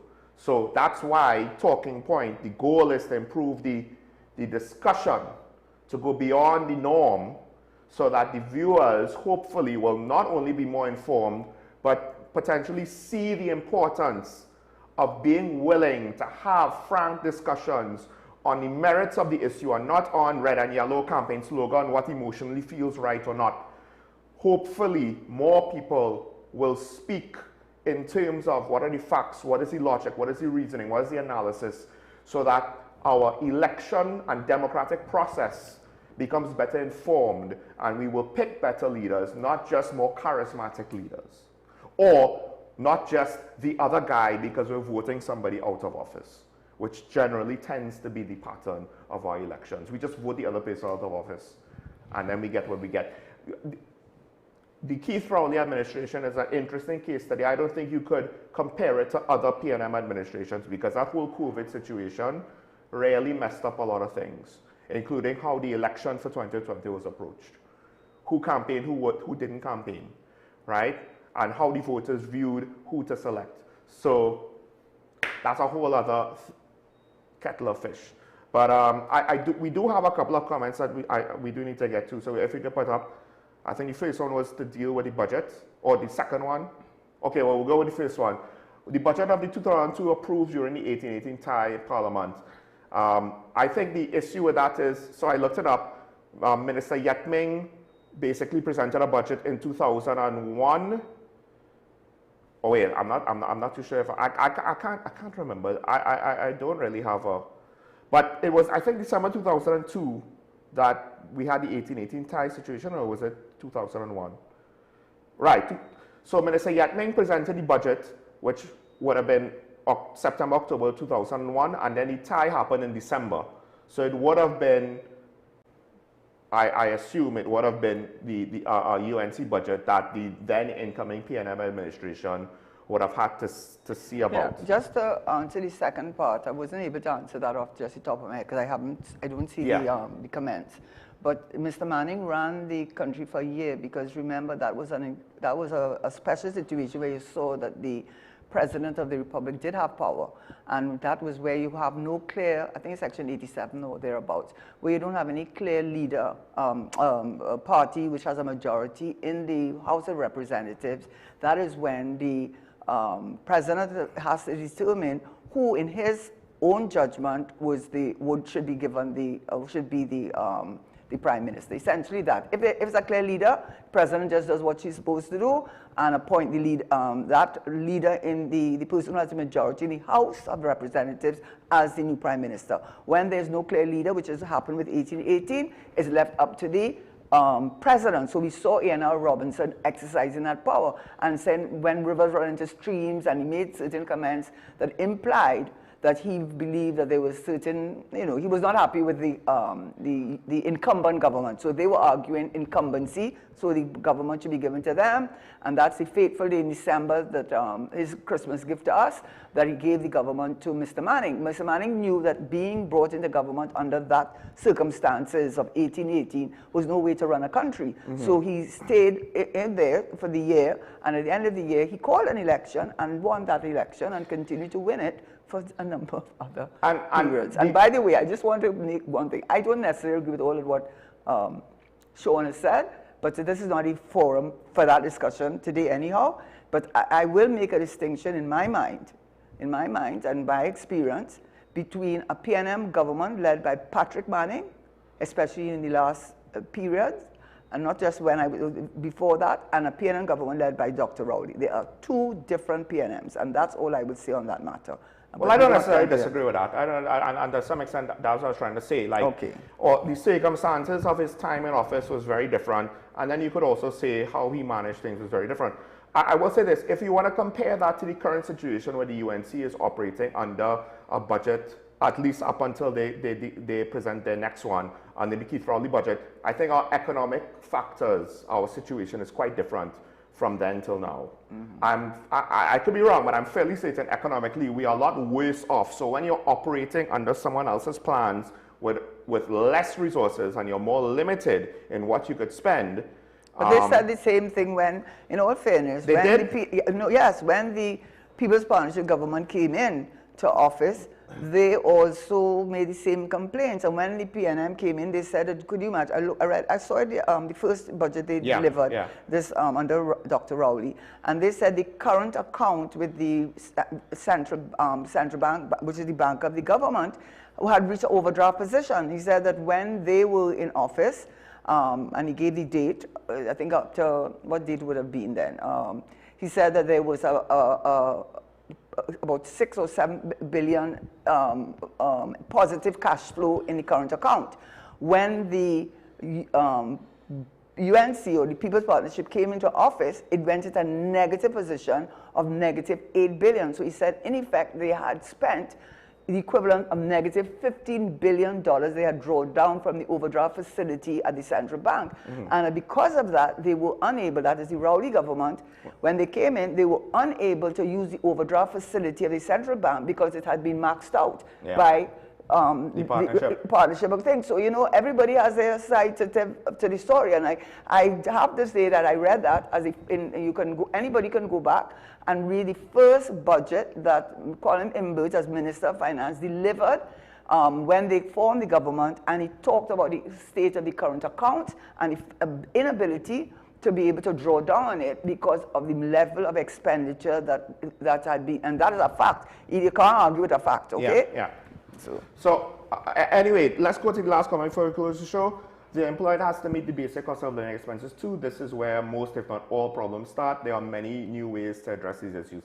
And that's the thing. Hopefully we will see more creative ways than just say raise salaries. Because one of the issues with raising salaries, if you're not careful, you might just trigger an increase in inflation, which will kind of give you a net zero, or depending on how bad it is, a net negative, right? Or it could be a net positive if inflation isn't affected too drastically. It just all depends. But there are potentially other things that we do need to look at, because inflation alone is not just triggered by the amount of money that we have on salaries. A lot of the last inflation was cost of food prices that we got from external shocks.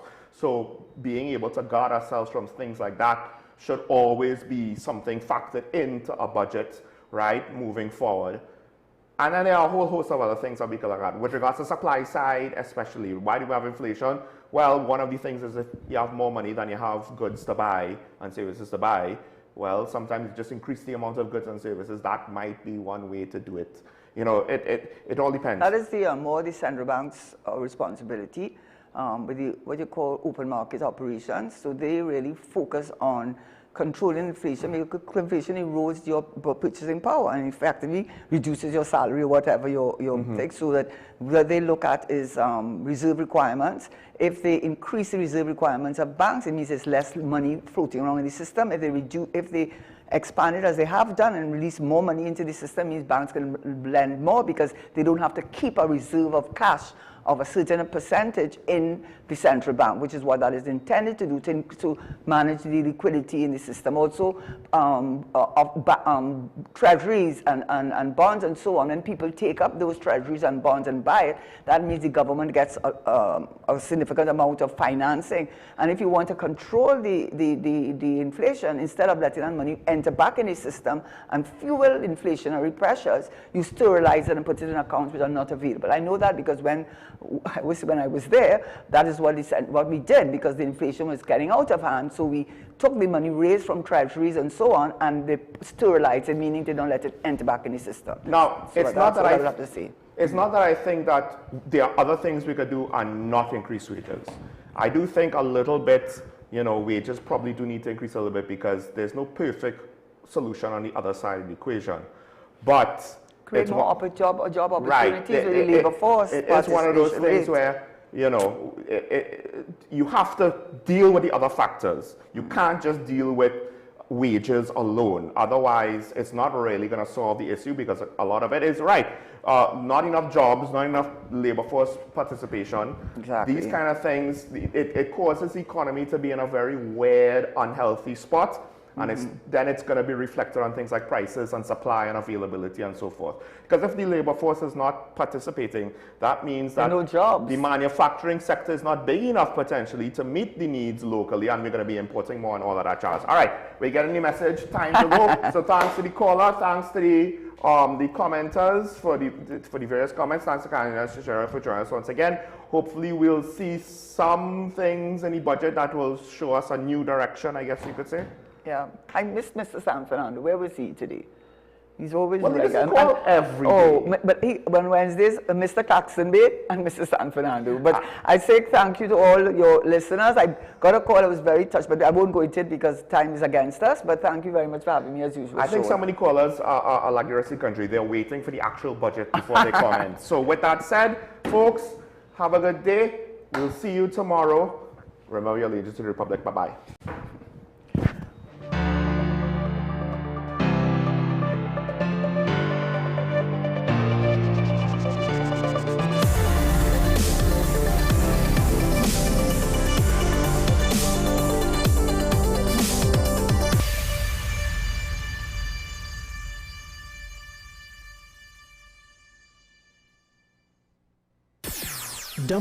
WESN